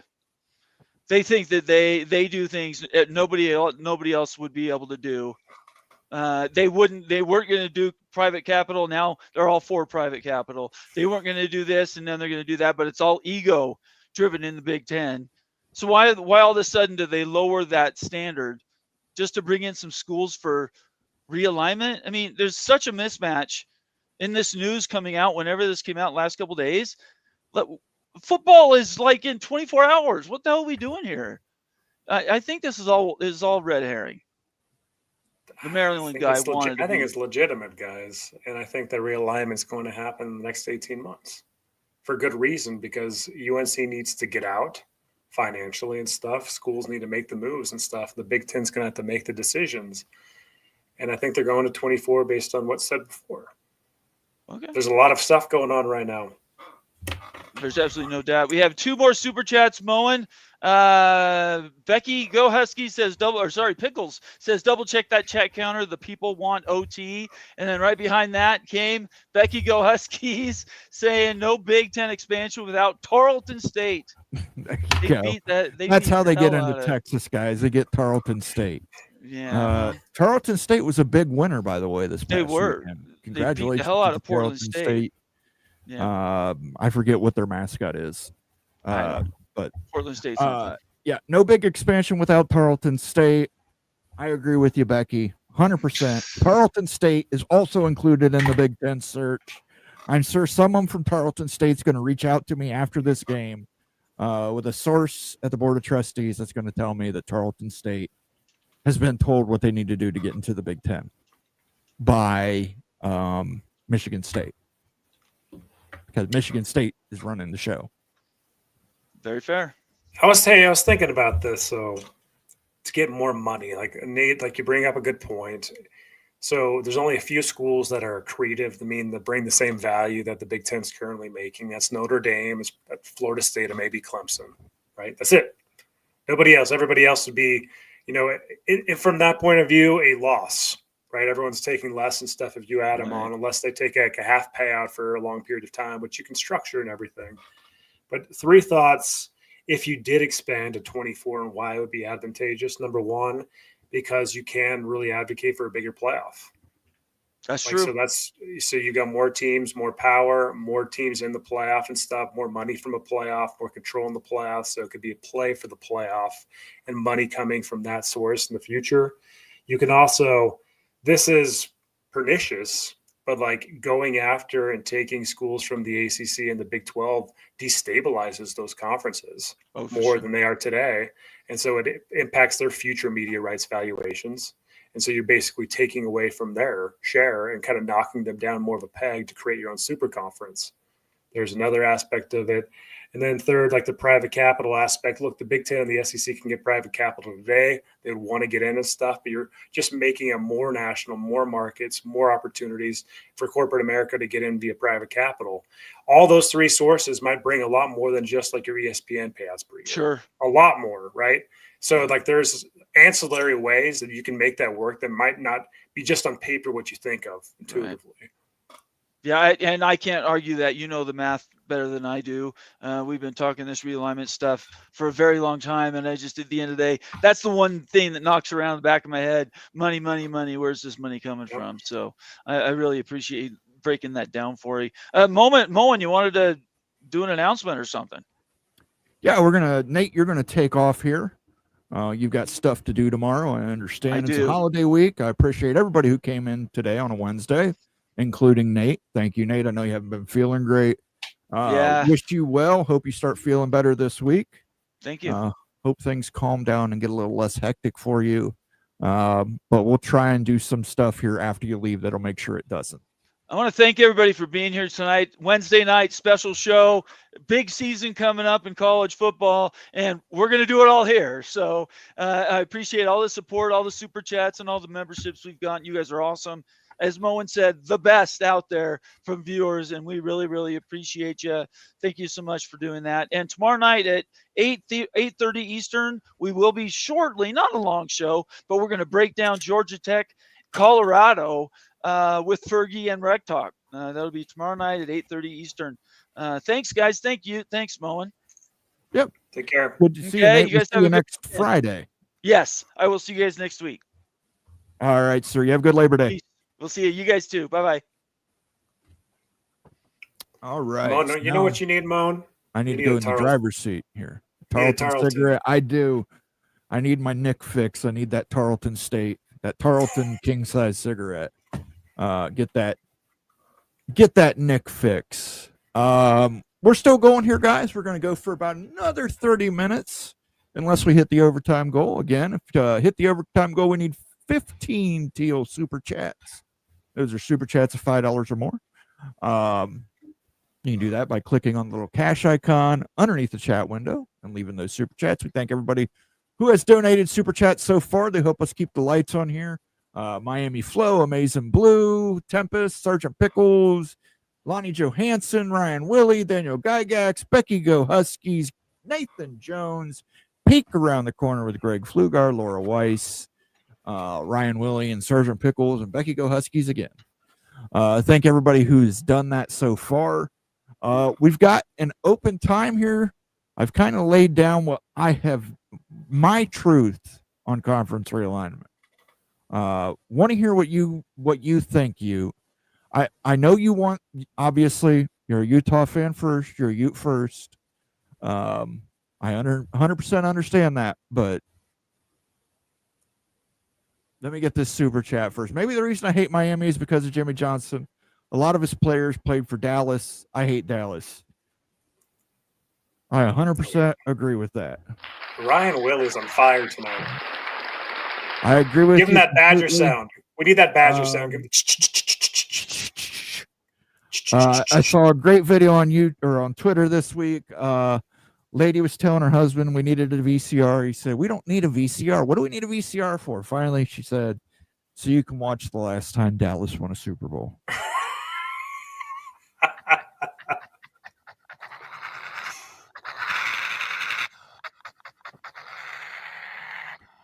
I, of course, pulled for Buffalo Bills in all 4 Super Bowls they appeared in, so I am also against Jimmy Johnson.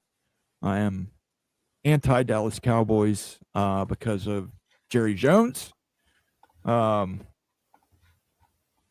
that's just me. Just me. But it seems like it's you too, Ryan, so thank you for the super chat. I appreciate that, sir.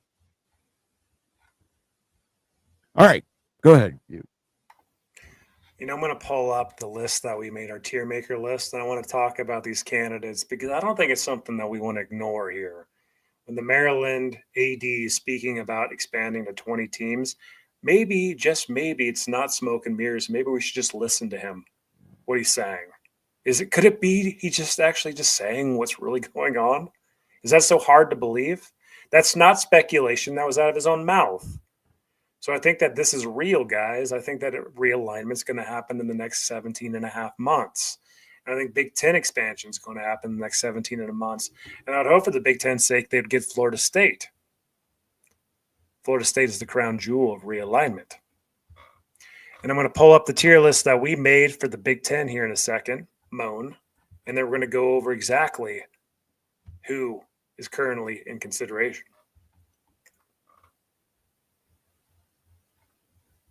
All right. Let me get to a couple chats here real quick while you're doing that. Sure. Dave's here. Good to see you, Dave.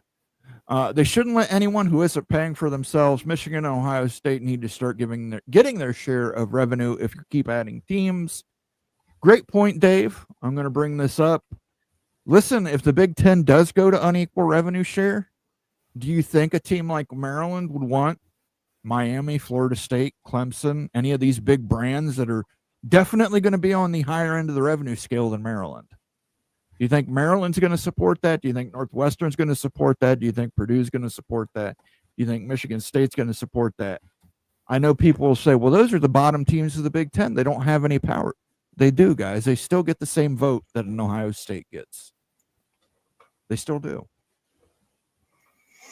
So let's talk about this. So this is the tier maker we made a few weeks ago. Based on what McMurphy's saying, Virginia actually is with North Carolina as the top two outside of Notre Dame. So we had an airball on a strategic ad over for Virginia. Will you agree with that, Moan? I disagree with that simply because you take Virginia to get UNC. I think Virginia is a strategic ad to get a primary target. Well, I mean, Virginia is a primary target if they're going to be right there. I mean, think of it. They're a tier 2 candidate. Forget the names. They're a tier 2 candidate with North Carolina. Okay. I don't have a problem with that. I don't have a problem with that. You can move Virginia up there, but it's not like Virginia's getting in based on Virginia. I just want to make it very clear. If Virginia got in, it would be because of their connections to North Carolina. The one school that we've aired on, Moan, is Clemson in the Big Ten. Clemson needs to be knocked down a peg. We made a mistake. No. I think that they need to hey, Moan, there's not justification for Clemson in the Big There Ten based is. on all the evidence. Listen, There's not. there is. Again, Big Ten presidents, ADs, media partners, boosters. Media partners want big brands. That's what they want. NBC wants Clemson in the Big Ten. CBS wants Clemson in the Big Ten. Fox Sports wants Clemson in the Big Ten. You're right. There may be Big Ten presidents who go, they're not AAU yet. You can't put them in the Big Ten. And this is true of Florida State as well. Everything I'm saying is also true of the Florida State Seminoles, just to be clear. The media partners are going to get their say. Now, maybe they take a Florida State and a Duke, because Duke's going to pay for itself. And the Big Ten presidents love that Duke is AAU and they're big research university. We love that. We're getting Duke. The media partners are getting Florida State, and Florida State is committed to get AAU by 2030. The media partners will have their say in this. It's not just going to be the presidents. It's not just going to be the ADs. It's not just going to be the boosters. Florida State is the school. Once they get AAU, They might be. the Big Ten's got to get them. Got to get them. Might be. I think we should move them up pegs, honestly, based on new information here. And I want to give us some kudos and stuff, because all of the conversation, all of that's happened over the last day is saying that all the 5 Big 12 schools that are AAU are at least in talks and considerations. If they're distance considerations, if they're really like a true candidate, we do not know, right? But we nailed most of those outside of the University of Arizona, who we should put in last resort probably over Virginia Tech. Tony Lawson Nebraska, Steve, no school but Notre Dame has an invite. This is absolutely correct. Notre Dame could join the Big Ten tomorrow. And like I said, if the Big Ten goes to 24, Notre Dame's still on the outside. They could join at 25. Big Ten goes to 28. Notre Dame could join at 29. Notre Dame gets to call their shot. As much as I hate that, as much as I hate the Fighting Irish, as much as I hate that they get to basically dictate to the rest of college football how they're going to do things, it's the truth. Can I get just a couple super chats here real quick, you? 100%. Tuttown Hawk says, I hear X-File musics when Ute talks realignment. I will need to see if I can get that through copyright system on YouTube, Tuttown Hawk. I will add it, but since I can't I need do a it yet, tinfoil hat. there's a little Jayhawk squawk for you. And remember, I fought to put Kansas on high-value fallbacks. Ute and Nate fought to keep it in strategic ads. So just remember that, please. Michigan and Ohio State make up 2/3 of Big Ten revenue. That's a lot of schools getting next to nothing. Very true. Very true, Amazing Blue. Great point. That's that Akron sensibility coming out in you. You're absolutely right. So who's to say a school like Duke that wants to take no money is AAU? Presidents absolutely love. Doesn't come as a tag team with Clemson. Clemson just doesn't fit culturally, Moan. Like they never have, and we're just going to push that in. That makes no sense. That makes no sense. It's the exact opposite of what Big Ten's always done.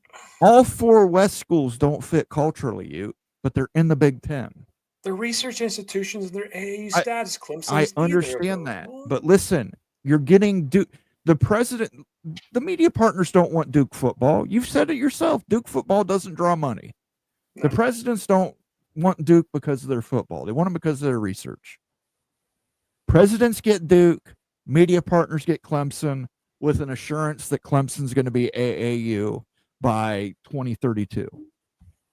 Presidents want Georgia Tech. They get Florida. The media partner gets Florida State with the promise that Florida State's going to be AAU by 2032. This is a game of compromise. Nobody is going to be 100% happy with both teams they get, whoever they are. The presidents are going to eat a little shit to get one of these brands. The media partners are going to eat a little shit to get one of these desired schools from the presidents. Thank you for the super chat, Amazing Blue. Let me play a little Michigan song for him. But I'm just going to play a little because I don't want to hear it.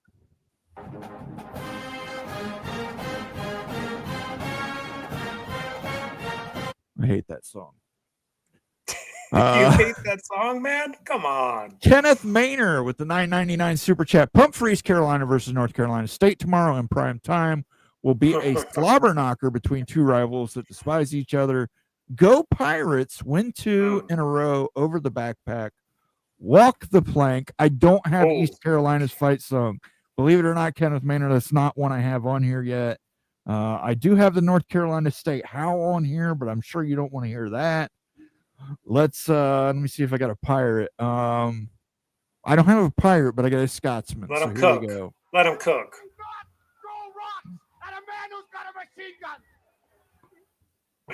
Ute wants to hear a Let Him Cook. He gave us a $10 super chat. I will do a Let Him Cook. Except I must have that in general, not special. And here we go. Let him cook. Let him cook now. Let him cook. I said, let him cook. Thank you for that super chat, Kenneth Maynard. It is much appreciated. Good luck to East Carolina tomorrow night. I just do like East Carolina. I like that purple color scheme. I can't help it. They got BYU week 3 or something like that. Yeah. East Carolina.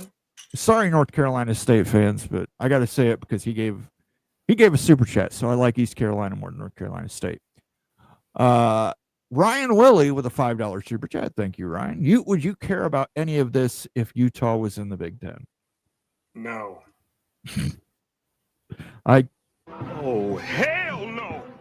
You know you wouldn't care about it.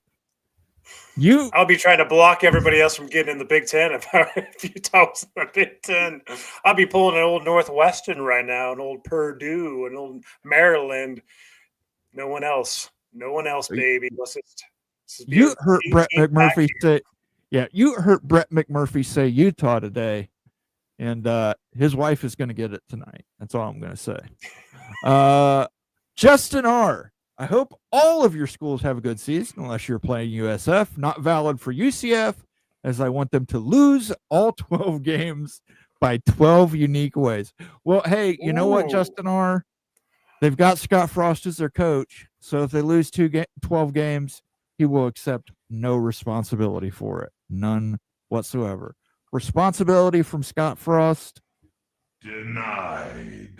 Thank you for the super chat, Justin R. Amazing Blue. Hey, USF. Can we just talk about that for a second? Sure, but let me just get this. Boise State. Yeah, let's get this. Go ahead. Let's get this super chat here. We are educated blue collar people in the Midwest, so culturally, the West Coast teams aren't a fit. Like Moan said, you're right. There's schools. Hey, Maryland wasn't a fit. Rutgers wasn't a fit. It's a melting pot here in the Big Ten. But my point is, if you're new to the melting pot, you probably shouldn't be talking like you deserve something, or that you should have more of a say than an Ohio State or a Penn State. Ohio State's been in the conference almost 100 years. Penn State's been in the conference 40, going on 30 years, a little over 30 years. West Coast problems may need to be West Coast problems for a while. Let's worry about getting some money in the conference. And hey, if one of these teams in particular that is Duke and has the mascot named the Blue Devils wants to pay their own way till 2030, 32, and we get to take all that plunder and divide it among the other schools, and plus we get into their research library, absolutely, you do it. The presidents would love Duke. Presidents are tripping over themselves to get into that Duke caveat. They want to put those blue-collar suits away, man. They want to get the tuxedos and party with Duke. They do. They want to party with Stanford. Will they eat a little shit to take a Miami? Probably. Eat a little shit to take a Florida State. Well, if I'm getting Duke, I guess I'll take Florida State. Clemson? It's Duke. Clemson? I understand that, but do you know how much research Duke does? Do you know how much academic cachet Duke has? All I know about Duke is they've got a horrible swimsuit right here. They got a terrible swimsuit, but you know what? They've also got a shitload of money behind that swimsuit. So they do. Thank you for the super chat, by the way. Amazing Blue. Amazing Blue. I almost hit. Well, you know what? I'll give you a Charlie Sheen. Wow, winning. I'm sorry, winning. Oops, winning. Thank you for the super chat, Amazing Blue. Much appreciated. We have hit overtime goals, guys. We will go overtime tonight, or at least I will. Ute has to get up and go to work tomorrow. I don't. No work for Mo until Tuesday, actually. You're lying, Mo. And no work for you? No. Hey, man, government shuts down. I shut down. Mr. Ed Wayner says, if UNC UVA go to SEC, Big gets a Florida State and Georgia Tech to 20. Immaculate preference. If Big goes to 22, who would be 21 and 22? Miami and Duke or Utah and ASU? I'm just going to say this right now, Mr. Ed. Ute is going to disagree with me here. You would take Miami and Duke. I agree. Big market in Miami. If Duke is willing to pay their own way, it's one less mouth to feed for this media deal. Everybody gets to divvy up that money. It would probably be Miami and Duke. And then if you go to 24, then you worry about West Coast teams. But not before. I do agree, Moan, but you have to have the idea of expanding out west before you pick up like a Miami and Duke.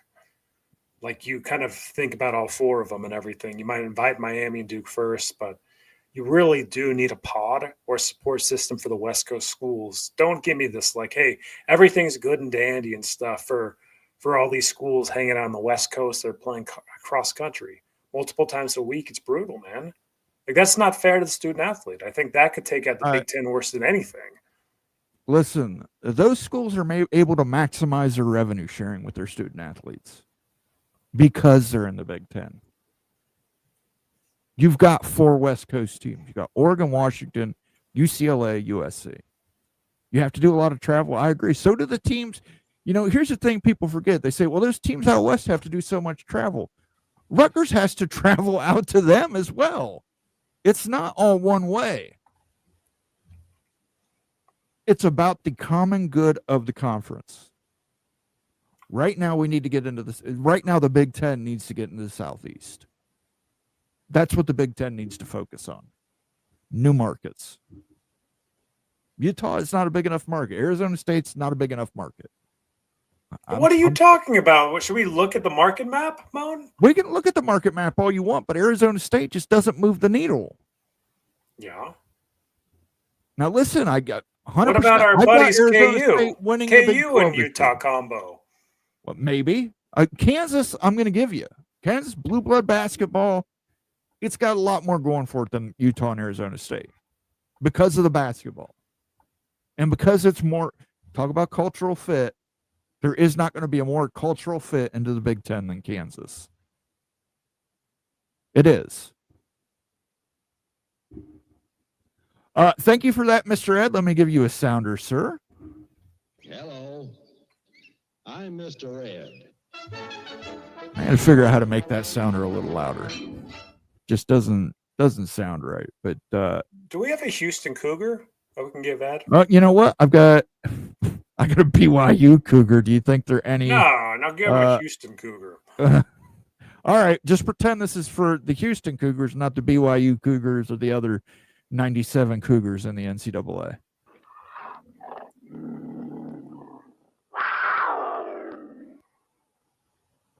And thank you for the super chat and your continued support, Mr. Ed. It means the world to us. We love having the talking horse here on the College Football Mafia. Moen is the guy who slides in your DM just to gaslight you. No, Moen is the guy who you slide into his DMs to talk about stuff. That's the guy I am. The community and then, is hot then I talk to another guy to see if you're legitimate. And that guy tells me who you are and whether or not you might have a connection to what you're saying you have a connection to. And then I give you, Moen eventually gives you his number, and then you call Moen when he's in the middle of doing stuff and tell him that Michigan State told you this. And Michigan State says you should try and hook up with this school because this school's getting in. And if you hook up with it and make buddy, but that's the guy Moen is. But thank you for the super chat. Looking like he wants to hook up with you right here, Moen. Thank you for the super chat, Amazing Blue. I do appreciate it. Like I said, my phone has blown up since yesterday. It's been nuts with people calling me and telling me Big Ten told this one this and this one that and this one this and then this. Why school is in the Big Ten Ten leading so many schools on? What about I don't think they're leading schools on. I think they are, Moen. I think they're doing an in-depth search. I think they're not going to eliminate. Here's the problem. I think the Big Ten doesn't want to eliminate people because they don't want to hurt feelings of certain people in the Big Ten. You've got to be kidding me. I'm not kidding you. I think they don't want to hurt USC's feelings. And as a result of that, they're not telling USC, we don't want Utah, we don't want Arizona State. Hey, come on, Mo, you don't have to say it like that. But they don't want to hurt Utah. They didn't say, oh, you have input, USC. Yeah, we'll listen to you. We'll let you make your president. We'll make this that you agree and, disagree. That'll happen. I don't disagree that that's going to happen, but I mean, I don't know. But thank you for the super chat, Amazing Blue. Let me see. I'll give you another sounder, Amazing Blue, kind of like Blues Brothers. So here you go. We got a full tank of gas, half a pack of cigarettes. It's dark, and we're wearing sunglasses. Hit it. Half a pack of Tarletons. Absolutely. Thank you for the super chat. Amazing Blue, another super chat. Thank you so much. I don't blame anyone wanting to get out of Jersey. Let's go ahead and play the Sopranos sounder for that. Todd Town Hawk, thank you for that super chat. A grown man made a wager. He lost. He made another one. He lost again. End of story. So take that high moral ground and go sleep in a fucking bus station if you want. Thank you, Tony. Tony understands how betting works. And thank you, Todd Town Hawk, for that. All right, I'm going to remove that D bikini thing off her because I just think that's offensive to Duke. And again, maybe Duke wants to up the Duke. If you want to up the ante to the Big Ten and pay us even more, there you go. That's my favorite you picture can of all time, right there. also Duke. continue to try and draft off of North Carolina if that's what you want to do to try and get into the SEC. Yeah. If Duke wants to license this and everything, just make sure like you just reach out to College Football Mafia. Yes, this high quality Duke. We're gonna get taken off the air, Mo. I think Duke guys would have enough legal sense to know not to steal that from you. But who knows? Who knows? But listen, if you're a fan of any school, listen, Pitt has been discussed. Pitt, guys. Pitt's been discussed. Everybody's getting discussed. Chill out. Moan, let's talk about your reality. Like you went over your reality earlier in the show. My truth. There's all your truth, right? Your perceptions, your truth. Right now, the Big Ten is vetting every school in the Big 12 and the ACC from what you're saying here. And then it's kind of misleading. You're playing nice inside the Big Ten by appeasing schools, right? But really, truly, the list probably has 8 to 10 candidates on it, right? The one that you'd actually pull the trigger on. Let's talk about the real list, not just like my truth list of everybody. I think going 8 is generous, you.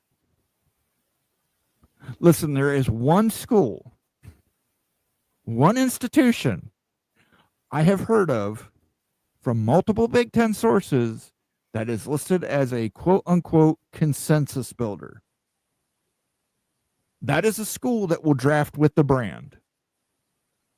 That is a school that apparently everybody can get on board with this school. I've heard of one school named that. Is it Notre Dame? I'm not going to say what school it is. What do you mean you're not going to say? I can't. When it's time, I will tell you what school it is. But okay, I'll tell you what. I'll give you one. It's not Notre Dame. One school is a consensus builder. This is juicy. And I've heard it multiple Big Ten sources. This school is a consensus builder. When I talked to my friend in Columbus the other day about it, the exact wordage was, this school is a quote-unquote consensus builder. Outside of that, there is a mysterious school that the Big Ten there is a school wants. that is a quote-unquote consensus builder among Big Ten schools that the presidents would all be for. Media partner may not love. Presidents would be for. And then you're probably going to get a brand. So you pair this school with the brand. You pair the school with a brand. And you're probably going to do something similar with 21 and 22 if it gets to that. If it goes to 20, I'm just saying that it's going to be Notre Dame and Stanford. If it goes to 20, if it goes to 24, then Stanford might not even be in the picture anymore. But if it's 20 schools, you accomplish a lot with that. You get your Notre Dame, you get your Stanford, you get the academics, you add a pod out west and stuff. It cures a lot of ills for Big Ten. So if you're going to 20, those are the 2 plays. Easy plays. I would be willing to put money that is not the play at 19 and 20. I would say the odds are against that at 19 and 20. Ryan Willie saying Kansas is more valuable than Utah. Jayhawk squad. He's right. I mean, he's right. Based on who? Based on the fact they got a blue blood basketball program. Moan, weren't we talking about my realities and my perceptions? My truth is not that KU is more valuable than Utah. My truth is that Kansas is more valuable. Blue blood basketball program. Historic basketball program. They're investing a ton in football. $300 million gift from David Booth. That's got to mean something. Listen. Look, let's be honest about something. Like, that stadium is an eyesore. That stadium, I get it and stuff. I wanted to love it, but like, it looks like, when you have those like meals like on Thanksgiving and stuff, is like the turkey and stuff that has like the bones sticking up like off the turkey. You know what I'm talking about? That are kind of coming over the turkey. Maybe it's a pork dish or something, but it looks like a big freaking turkey without like there's not even seats in an area of the stadium. You don't know. I'm like, so you don't be like celebrating that new stadium. Like, I'm going to celebrate that new stadium because it kind of sucks. I don't think it sucks. They're investing in football, new stadium. They extended Lance Leopold, putting money into NIL. They're doing a good job in Kansas, and that's with football. And what their strong point is, their selling point is basketball. Yeah, the selling point's basketball. So I mean, I'm not going to dismiss Kansas outright. If I'm comparing Kansas to Utah, yeah, I'm taking Kansas. Sorry, I'm taking the Jayhawks. You dislike Utah a lot, Simone. It had nothing to do with Utah. I loved watching Utah lose the Rose Bowls. But I mean, listen, it's just Kansas versus. If I'm putting them on a scale, Kansas is more valuable to Utah than me. Well, yeah, because like basketball, but how much do you want to invest in basketball? It's a gigantic basketball brand. It's a top 5 basketball brand. Utah doesn't bring a top 5 basketball brand. Yeah. And Utah football has really only been relevant since Urban Meyer took over, and then Kyle Whittingham took over from Urban Meyer. It's not like Utah has been a powerhouse for the last 100 years. It's very, very recently on that scale. And we don't know how Utah football is going to be when Kyle Whittingham leaves. So you saying Utah football is going to fall when Whittingham leaves? Is that what I you're don't know. alluding to? I don't know. But listen, if you're placing all your value on Utah football with Kyle Whittingham, look at some of these powerhouses have missed on coaching decisions. Look at Nebraska. The Big Ten based Nebraska on Bo Pelini. They said, we're getting Nebraska with Bo Pelini. They ended up with Nebraska with Scott Frost, who won't even take responsibility for his failures as a coach.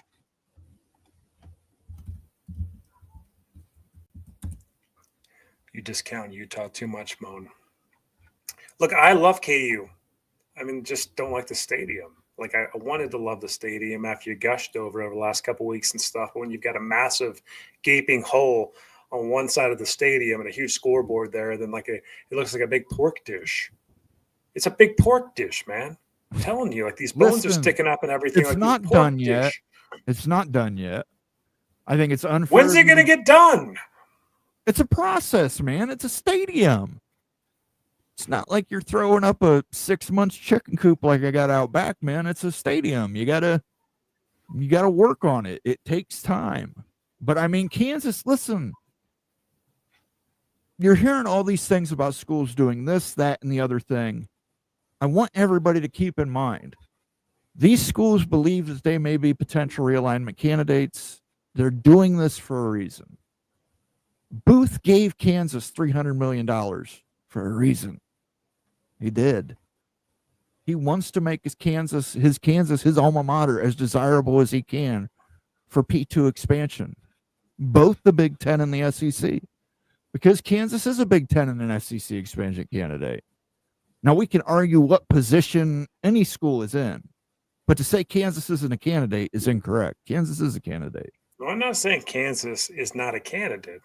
I think that you just don't have like a good view and grasp of the Big 12 candidates for the Big Ten. I think of the Big 12 candidates, the best candidate for the Big Ten is Kansas. Listen, I'm a homer. I'll give it to the Jayhawks. Okay, all right. I will leave this alone after. Like, you see these things sticking up. Like, what is this? Like, what are those? Like, what's the purpose of it? Can you walk me through that, Moan? Those are lights. What do you mean? Those are lights? Those are lights. You're going to have night games in Kansas stick sometimes. Up? Yeah. They look like bones, don't they? Those are high efficiency Kansas LED lights. Those are lights. That's to light up the stadium at night. Okay. Well, there's a practical purpose for it. It still looks like some type of pork dish to me. All right. Well, you thinks it's a pork roast. Daniel, I don't know who you think it is, but Daniel likes WKRP. As God is my witness, I thought turkeys could fly. Just a reminder, turkeys cannot fly. Towtown Hawk says, I officially rescind my pregame beer offer to you. That's fine. You can send me the finest Kansas whiskey, if possible, Towtown Hawk. Speaking of the Ute video we were going to do with Big Ten SEC games, I think Kansas being included there, wouldn't that be a great game against Missouri every single year? Kansas in the SEC is fire. Fireball. Kenneth Maynard says, Big desperately needs a blue blood basketball brand. It is weak in basketball. Kansas fits the bill. Booth didn't donate money to stay in the Big 12. 100% right, Kenneth. Thank you for the super chat. He did not donate $300 million for them to stay in the Big 12. Listen, guys, and Kansas isn't going to be the first or the last to do this. There are a lot of schools out there they're jumping through hoops. They're doing everything they can possibly do to make themselves as attractive as they can for the Big Ten and the SEC. The Big Ten is, I agree with you on this. The Big Ten is probably going to 24. The SEC is probably going to 20. That is 44 teams from the NCAA. A lot of teams, guys. A lot of teams. How many teams is that for the Big Ten to add, you? 6. How many is that for the SEC to add? 4. So you've got 10 teams making. You've got 10 teams that are potentially coming out of the ACC and the Big 12. 10 teams, but you've probably got 20 candidates. It's a race to whoever can make themselves most attractive. And listen, a booster giving you $300 million to help you continue to pay your revenue share for college football, that can do wonders for a school. It really can. It makes it attractive right off the bat. Thank you for the super chat, by the way, Kenneth Maynard. I already gave you a Jayhawk squawk. Let's give you one of these. Arresting me for what? I'm not allowed to stand up for myself? I thought this was America. Huh? Isn't this America? I'm sorry. I thought this was America. I'm sure we're going to hear a lot of those getting ejected from football games this weekend. Give him another Jayhawk squawk. All right. I like the stadium for what it's worth. I like the stadium. Look, beauty is in the eye of the beholder, Mo. Absolutely true. 100%. I agree with you there. Sean says, is there arrogance that gets in their own way? Are you talking about the Big Ten? Absolutely.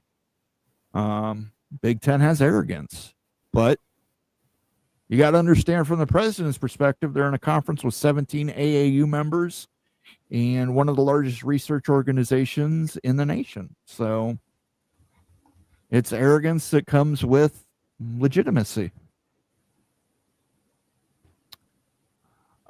Taking Tarleton State would be a black eye.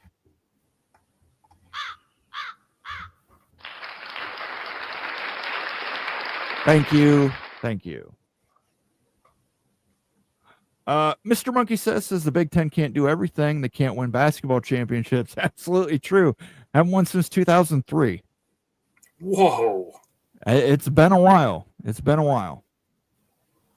You, on the flip side, adding more Western schools creates an even more powerful Western voting bloc than the Big. Does the Big Ten want this? Absolutely, Mr. Monkey says that's a great point. Politics and intrigue are in play in the Big Ten. Absolutely. It's Hunger Games. It's Hunger Games. It's King of Thrones, man. He's going to sit on the Why Iron don't you put Throne. Penn State as the queen? That's going to upset some Penn State fans. Penn State's a queen. They're the second most powerful. Listen, the queens in Game of Thrones have more power than the kings. Hell, they should accept that as a compliment. They're probably plotting how to I kill don't the think king Penn right State's there. going to be happy about you putting them as a queen to Ohio State's king. I see. I think you're being sexist, you. I mean, listen, the queens in Game of Thrones, way more power than the kings in Game of Thrones. Look at this. Nebraska, Michigan, Southern California, Oregon, they're just members of the court. Penn State's the queen. When James Franklin manages to beat Ohio State, I'll make Penn State the king. But that hasn't happened yet. You can't. It's happened. You better It's happened one time. It's happened one time. Well. Listen, man, I won't make the joke if Penn State would just beat Ohio State. Jeez, come on, guys. What's the queen's name? What's I don't know. It's Penn State. It's Penelope. What you're trying to ascribe names to the? It's just an AI generated image. You're putting way too much emphasis on this. Okay. Important thing to remember is Ohio State's king. And I see back there, Michigan, like it's like the Michigan's just a knave. Whatever. They're not even. Yeah. I mean, they clean the piss pot for Ohio State. Mr. Ed Wayner says, if North Carolina State, Virginia Tech get AAU invites, any Big Ten interest? Probably.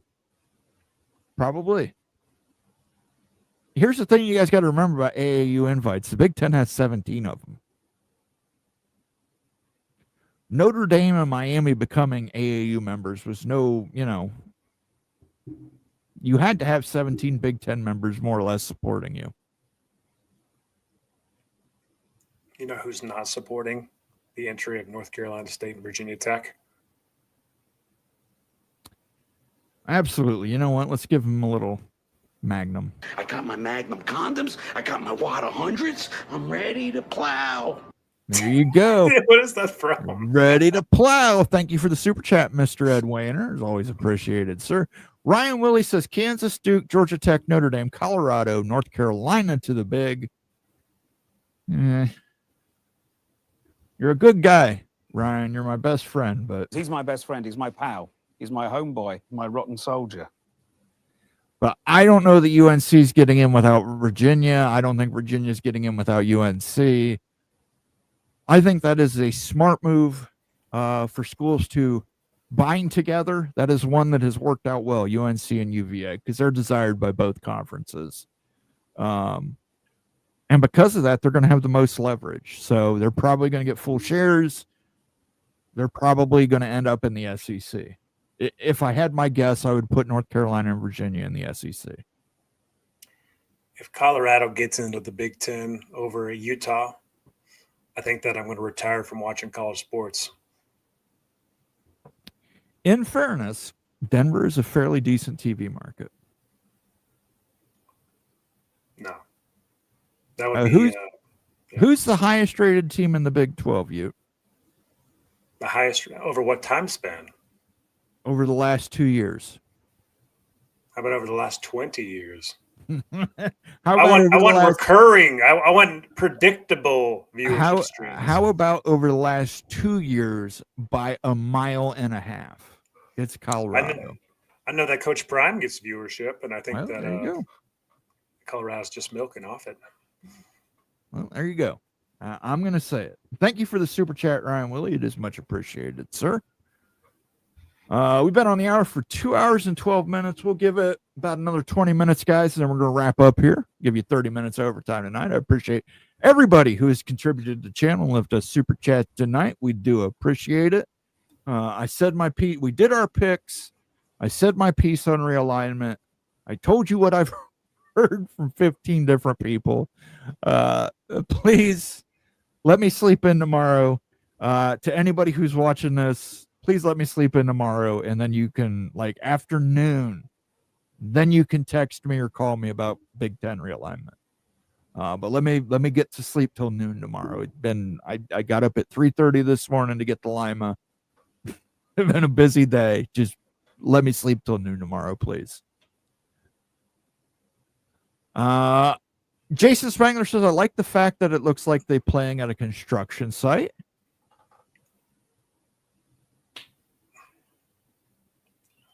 There you go. Vox Quindaro says the light standards emulate wheat, so they're not bones, they're stalks of wheat. Thank you. Thank you for letting me know, Vox. And by the way, the end zone, the paint job in the end zone was very, very cool. I liked it. Just me. You live in the now. Garth from Wayne's World. Party on, excellent top down honk. I don't have a youth Wayne's World one on here from SNL, but I got this one, and I think it's appropriate for you. From what I've heard, you're using your paper not for writing, but for rolling doobies. Thank you, Chris Farley. No. Absolutely. You must be rolling doobies to think that Utah is more valuable than Kansas. I almost called him Tarleton. Thank you for that super chat there, top down hog. Give you a little Jayhawk squawk. Stormy Cyclone says, you think the Big Ten has some mental health issues now? See what happens if Utah is in the league. There you go. 5 members of that West Coast block telling the rest of the Big Ten what to do. Kansas, you bring in Kansas, they're going to align with your Nebraskas, your Iowas, your Midwestern slate. Yeah, I agree. But Ute would absolutely, come on. Ute would do anything if Utah could make the Big Ten. Yeah. We could make Ute do anything, guys. Think of that. We could have him like cut up that ass fruit, that fruit that really smells bad. What? The one that smells like rotten flesh. Why would I do that, Moan? Just say I'd make you commit to it. If Utah joins the Big Ten, you have to cut up some ass fruit and eat it. Why would I want to do that if Utah joined the Big Ten? Okay. I don't know. Just let's figure out. Guys, I want to make you eat that if Utah joins the Big Ten. We're about to punk you, Ohio State. We take care of you. It'd be your thorn, man. You don't want us there. Just like USC didn't want us there. We're going to be back this year. We got the smartest community on YouTube. I want you guys to come up with some way we can get him to eat ass fruit. Durian. Thank you, Justin R. Durians. Let's come up with a way to make you eat ass fruit. You've got to be kidding me, Moan. Jason Spangler says it's innovative, baby. Muscatine lights, says Stormy Cyclone. The bones. Jesus, you is smoking the world is over. The Tarleton lights, man, they get one puff and you're hooked for life, man. You never want to switch brands. Never want to switch brands. Nitwit gave us $4.99. Thank you, Nitwit, for that. Didn't leave a message. I'm going to assume that's a $5 endorsement of Penn State as the queen. Moan. We're taking it as an endorsement. We're going to get a little We Are Penn State in here.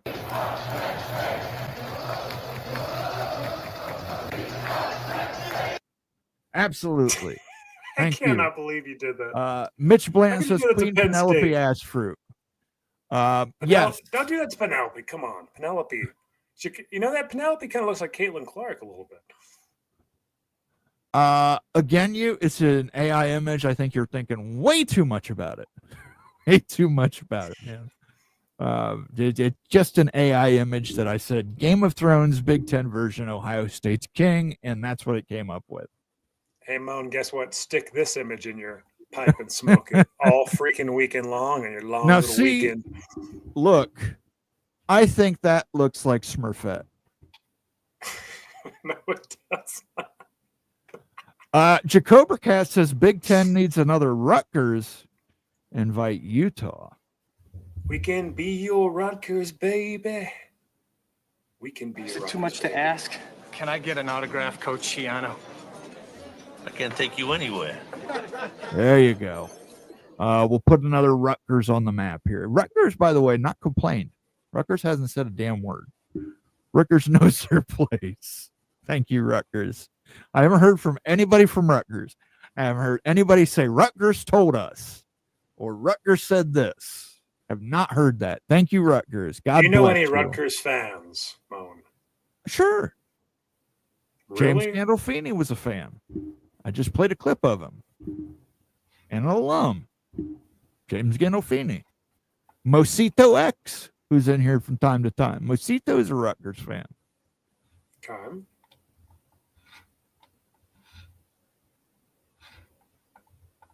Let's see here. The new KU Stadium is 200% better than Arrowhead all day. Well, I'm going to give you that one, Fergie, just because Arrowhead hosts the Chiefs. Hey, watch your mouth. Arrowhead's a great stadium. You know, Travis Kelce and Taylor Swift got engaged this week. I bet we don't hear that 50,000 times from Fox or CBS NFL when the Chiefs are playing. So you're a little jealous of the Chiefs' attention, Mo, and I see as a Bengals fan. I know how that feels as a Utah fan. I know Ohio State's getting all the attention too. I'm jealous of the fact that Kansas State or Kansas City gets more calls from the referee that are bullshit calls than any other team. Joe Burrow can get a tombstone pile driver, and the refs won't call it. If you touch Patrick Mahomes with a pinky, the refs will eject you from the game. Daniel Gygax says, Lima, you poor man. Lima's not that bad. It's a hell of a drive for me, but it's not like, there's places, other places in Ohio I wouldn't want to go to over Lima. Notre Dame would kill the Big Ten like it did the ACC. I think we're a little more death proof than them. Ass fruit. Absolutely, ass fruit. That's going to be the new one here, ass fruit. We got to figure out what we can do to make you eat ass fruit. I'm about to eat some of that stuff in Skyline chili.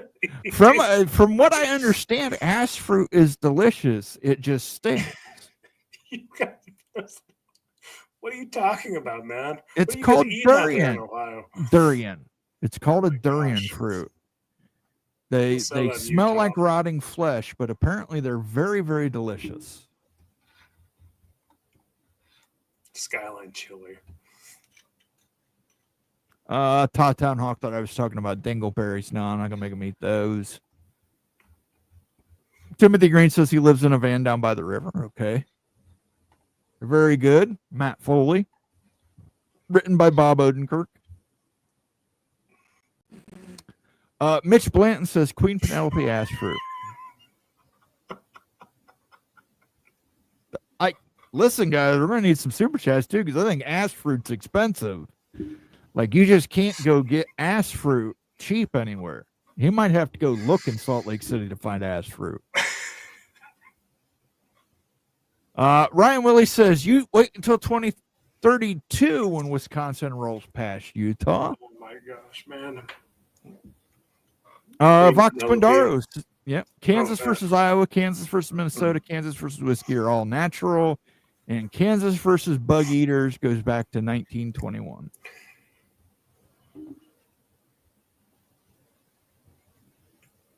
Kansas versus Missouri would make a good SEC Big Ten Challenge game. Moen, thoughts on Tom Osborne voting for Georgia Tech in 1990 and not supporting Colorado in the Big Eight? He did not want to let Coach Matt get a natty before he did. Hey, listen, man. Rivalries run deep. Rivalries run deep, man. You think Coach Osborne would have had a lot of good fan appeal if he'd have voted for Colorado over Georgia Tech? No, of course not. You're going to vote for Georgia Tech. And by the way, I think at 1990 national champion, isn't that the 5th down national championship? So I don't know. You may have got, you didn't get Tom Osborne's vote, but you may have got a vote from the officials like Patrick Mahomes. All right, Utes got to bounce out of here. So I'm going to let you take off. Ute, do you want to make any statements? Ass fruit challenges, whatever you want to do, sir, and then I'll play Fergie his music. I can't wait till you eat Skyline chili after Cincinnati upsets Nebraska. It's going to be a beautiful thing watching you eat Skyline chili on a Big Freaking Friday show. I cannot wait for it. Go Big 12. Go Utes, baby. There you go. Hey, you. Thanks for joining us tonight. I know it's a work night. Appreciate you spending a little extra time with us here on Overtime. Take we care, will y'all. see you next Friday, right, sir? That's right. Next Friday. He's got some videos. You still have some videos coming out this week, right? Yeah, so tomorrow, the What If series. First What If video came out. What if Oklahoma State went 6-0? What would their ranking be? Rankings right now. Peyton from Rankings right now in. West Virginia is coming up. 6-0 West Virginia fans. You want to check that one out. And also, believe it or not, Texas Tech. The Red freaking Raiders, if they went 6-0, what would their ranking look like? Coming out next couple days. Sounds good. You. Thanks. Have a great Labor Day. Thanks care. for joining us tonight. All right. Woo. I don't think we want to go full screen mowing. I don't think anybody wants that. But thank you for the super chat, Fergie. You'll be doing a show with Nate tomorrow. I'll have to confirm with him the time to set that up. But yeah, you'll be doing a show with him and Rec Talk to preview tomorrow night's game or Friday's game between Colorado and Georgia Tech. Let me play a little.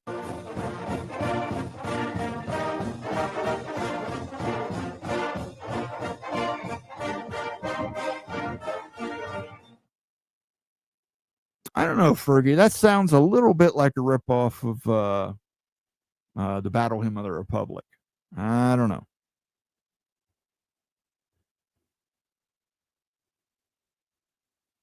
Vox Quindaro says our perfectly neutral accent travels anywhere in the core big.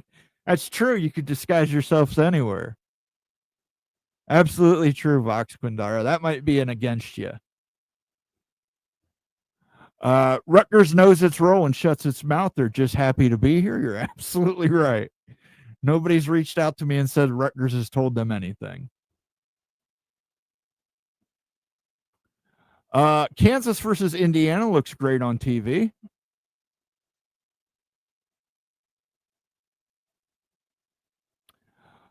Jack Burton. Good to see you, Jack Burton from the Pork Chop Express. Be nice to be with other AAU schools instead of these prison schools. Listen, guys, that's Jack Burton making that statement. You making that statement, you're gonna get the Big 10 fans to start hating me, or the Big 12 fans to really start pouring it on me. Ryan Willie says the Chiefs are shit. I don't disagree. Don't disagree. I'm telling you what, they treat Patrick Mahomes like he's a Fabergé egg. If you're any other quarterback in the league, you basically have to be getting sodomized to get a roughing the passer call. Stormy Cyclone says Utes diet consists of Skyline chili, ass fruit with a splash of MD 2020, followed by a Tarleton cigarette. Hashtag ass fruit, guys. Make sure you go on Twitter and hit you with the hashtag ass fruit. Let's get him to eat ass fruit.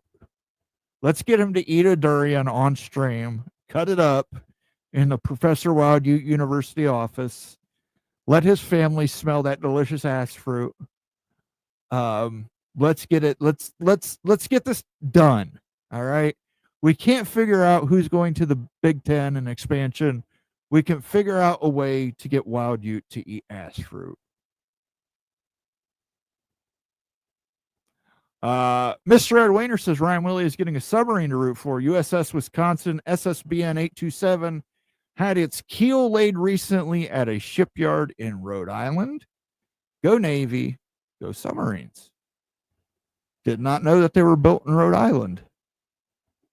So apparently that's what Rhode Island does. The SEC says good night all. Good night, SEC. Good to see you. Steve Moser says some ass fruit and a pack of Tarletons is a good night.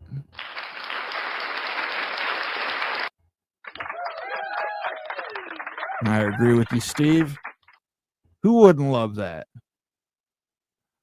Kansas will happily schedule Missouri in the non-conference as soon as we're in the Big 10. Bring us in and we'll twist that Tiger's tail. I'm for it. Vox Quindaro follows it up with Ass Fruit Challenge. Is a great band name. Well, I guess I better go trademark that like Bill Belichick did for. We'll see College Football Mafia trademarks Ass Fruit Challenge for the purposes of musical band names. Fergie says FF8 says, great show. Good night. Good to see you, Fergie. We'll look forward to your comments tomorrow. If we're not back by morning, call the president. Absolutely. Jack Burton and the Pork Chop Express. If you guys don't know what we're talking about, Big Trouble, Little China, underrated John Carpenter film. Cult classic for sure.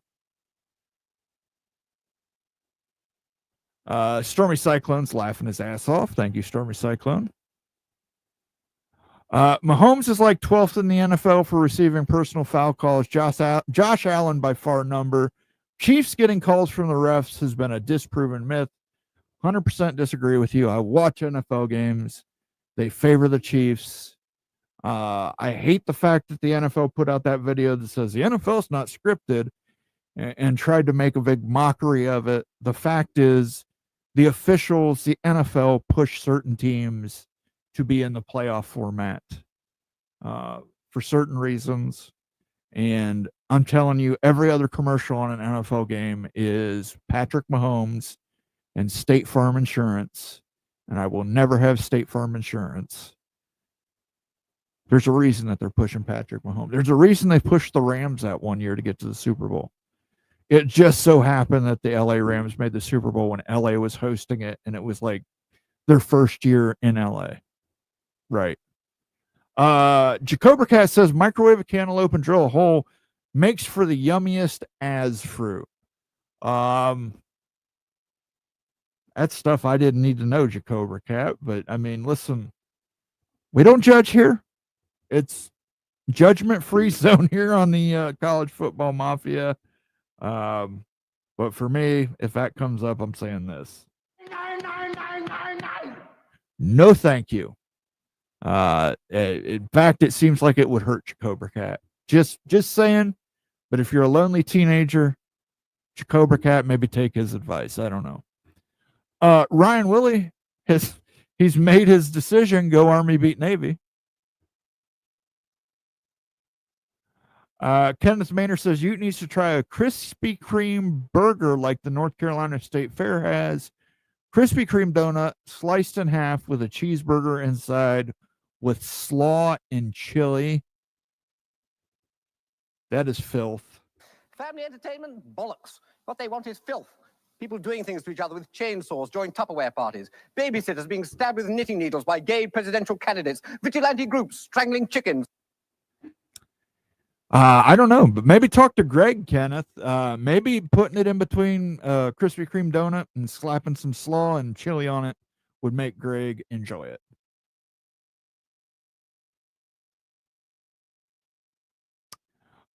Tempest says, go Navy, beat Army. Sorry, family, or all Marines. To each their own. Jason Spanger says, I agree the commercials have been a prop. Yeah. I'm tired of State Farm Insurance. I really am. The insurance business in America must be one of the most lucrative businesses in America. You can't escape insurance commercials. I know Robert Kennedy wanted to ban pharmaceutical commercials. Where is the person that wants to stand up and ban all these goddamn insurance commercials? Whether it's Flo from Progressive, that damn Limu Emu, the NGF who doesn't have a mascot, the Red Roof people, State Farm. My God. Patrick Mahomes never had a win against West Virginia ever. Timothy Green, that might be true, but I don't think he's losing any sleep over it. I just Googled durian fruit. It's banned in the United Kingdom and United States because of its smell. I don't think it's banned. I think you can get it. I do believe you can get it. I will double check this, Stormy Cyclone. I wouldn't encourage people to hashtag ass fruit to Wild Ute if he couldn't get ass fruit. buy durian fruit. Let's see.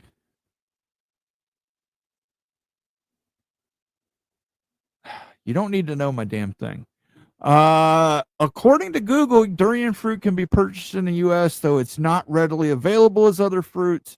You can find it at Asian specialty grocery stores and online retailers. Let's do buy durian fruit, Salt Lake City. I want to make sure that you can get his ass fruit. Good news, you Chinatown Supermarket in South Salt Lake sells ass fruit. Kim Hyang Market in West Valley City, Utah sells ass fruit. Sonjae Asian Market in, and it doesn't say what city it's in, but it's pretty close. We've confirmed it. You can indeed get ass fruit in Utah. I don't have to bootleg ass fruit like I did Mad Dog 2020. Make Wild Ute try VCR cleaner popper. We're not going to put amyl nitrate in. Jack Cobra Cat, come on, man. I made the man drink Mad Dog 2020. He's going to have to eat Skyline chili. I'm trying to encourage him to get to eat ass fruit. I'm not giving him poppers, man. This isn't Fear and Loathing in Las Vegas. We're not getting amyl nitrate for heart conditions, but thank you for the super chat. Here, we'll give you a sniff and glue one for that. I picked the wrong week. Quit sniffing glue. Nothing loosens up as fruit like VCR clean. Again, we're not going to have you try amyl nitrate. Look at this guy, so hopped up on goofballs and grass, he's got no idea what's going on. Just go to your local Asian market and tell them you want some super ripe ass fruit. Absolutely. I bet they would know what they were talking. I bet if you walked into an Asian market and said, I need some ass fruit, they would know what he was talking about. They would know what ass fruit is. Hashtag ass fruit. Moen, can you summarize the 19th and 20th school to the Big Ten? Sure. The media partners will get one of them. The presidents will be happy with one of them. And nobody will be completely happy. And that's what's going to happen. And that's going to happen if you go to 22. That's what's going to happen if you go to 24. It's compromise, guys. You can't, it's like the Rolling Stone says, you can't always get what you want. But sometimes, if you try, sometimes you'll get what you need. Tempest says, why the fuck are we talking about ass fruit? I feel like I'm back in prison. Doing no favors for the Noles. As Miami and Florida fans will tell you, you can't spell felon without Noles. Giving you a couple poppers might open them up to a brand new world. No, that's okay. Nobody on the stream is going to do poppers. Okay. Then ask them for some penis fruit. That's more of a vegetable.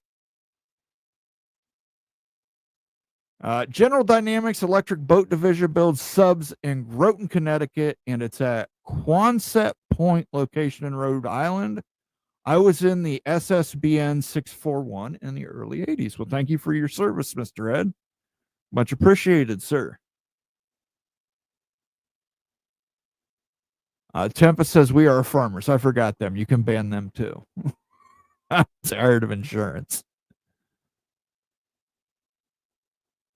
I said, honey, I don't drive faster than I can see. Besides, it's all in the reflexes. Jack Burton. Again, Big Trouble Little China. Cult classic. If you haven't seen it, I definitely recommend it. Huge bomb in the U.S. and theaters. Huge success on VHS and DVD.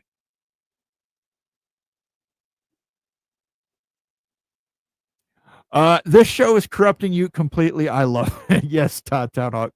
This has all been arranged. All the college football realignment, all the college football picks.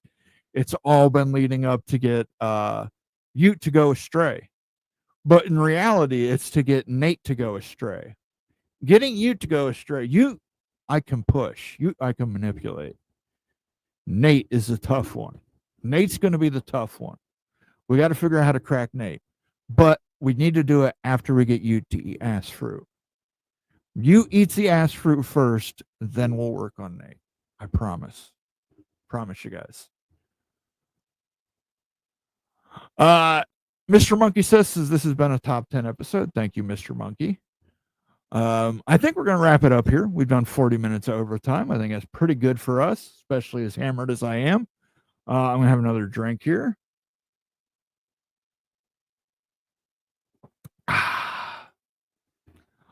It's like what Munson did to Ishmael. So it's a little tattoo. We can burn that off with a lighter. Don't worry about it, Ishmael. And thank you for getting Miss Claudia to stop being such a whore as she is. Another great movie, Kingpin. Thank you guys, everybody, for joining us tonight on this big freaking Wednesday show. It's a big freaking Friday show on a Wednesday night. I know it was a little inconvenient, a lot inconvenient for some people. I appreciate it. We couldn't all get together on Friday. We had games to worry about. So thank you all for joining us tonight. We will be back at our regular slot next Friday for a big freaking Friday show. We will do 10 more picks that we could probably get wrong and get laughed at and pointed at. Jacobra Cat says, make you rob a gas station. Okay. Man, Jacobra Cat, you've put it like at level 11. I'm trying to get you to like a level 3, like eat Skyline chili. Level 4, eat ass fruit. And like Jacobra Cat's like right at 11. He's like, make him do poppers and rob a gas station. Boy, Jacobra Cat, thank you for the super chat. But I mean, you want abuse. Look, I came here for an argument. I'm not going to just. I'm sorry, but this is abuse. Arguments here. We don't want poppers and robbing gas stations. But thank you for the super chat, Jacobra Cat. I want to thank everybody for joining us tonight, including Jacobra Cat, who wants you to commit some kind of felony that could get him 15 years. I appreciate everybody who's left us super chats tonight. I'm going to go through the list of long names because we had a lot of super chats, and we do appreciate everybody who donated. Miami Flow, Amazing Blue, Tempest, Sergeant Pickles, Lonnie Johansson, Ryan Willie, Daniel Gygax, Becky, Go Huskies, Nathan Jones, Laura Weiss, College Football Peek Around the Corner with Greg Flugar, Ryan Willie again with the 20-piece, Becky, Go Huskies, Ryan Willie again, Pickles, Becky, Ryan, Top Town Hawk, Amazing Blue, Kenneth Maynor, Justin R., Mr. Ed Wayner, Top Town Hawk, Daniel Gygax, Kenneth Maynor again, Mr. Ed again, lots of Ryan Willies in there.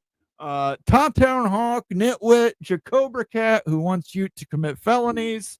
Fergie, thank you all for joining us tonight on this big freaking Wednesday show. I want to remind everybody, if you're watching us on X, make sure you jump over here and give us a like and a subscribe. Those help us in the algorithm, obviously.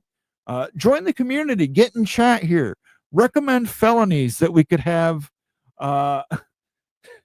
Felon Ute makes more ass fruit. Probably because he would probably need the money for lawyers at that point, Jacobra Cat. But if you are watching on X's, please jump over here, become a member, join in here, figure out what degrading things you can do or that Moen can challenge you to do live on the stream. Let's try and keep it under felony level. Misdemeanors only, guys. Misdemeanors only, please. Thanks everybody for joining us tonight. We will catch you next Friday on our regularly scheduled slot. I may do a watch along with the Miami Notre Dame game on Sunday. I haven't decided yet. Depends on how far I'm down on gambling this weekend. I may do a gamblers episode where we bet the quarters. Look for that on Sunday, but otherwise, catch Fergie, Rec Talk, and Nate tomorrow on their preview of the Colorado Georgia Tech game. For myself, for Nate, for you, for everybody who's a member of the College Football Mafia, want to thank everybody for coming in here tonight. Thank everybody for joining us.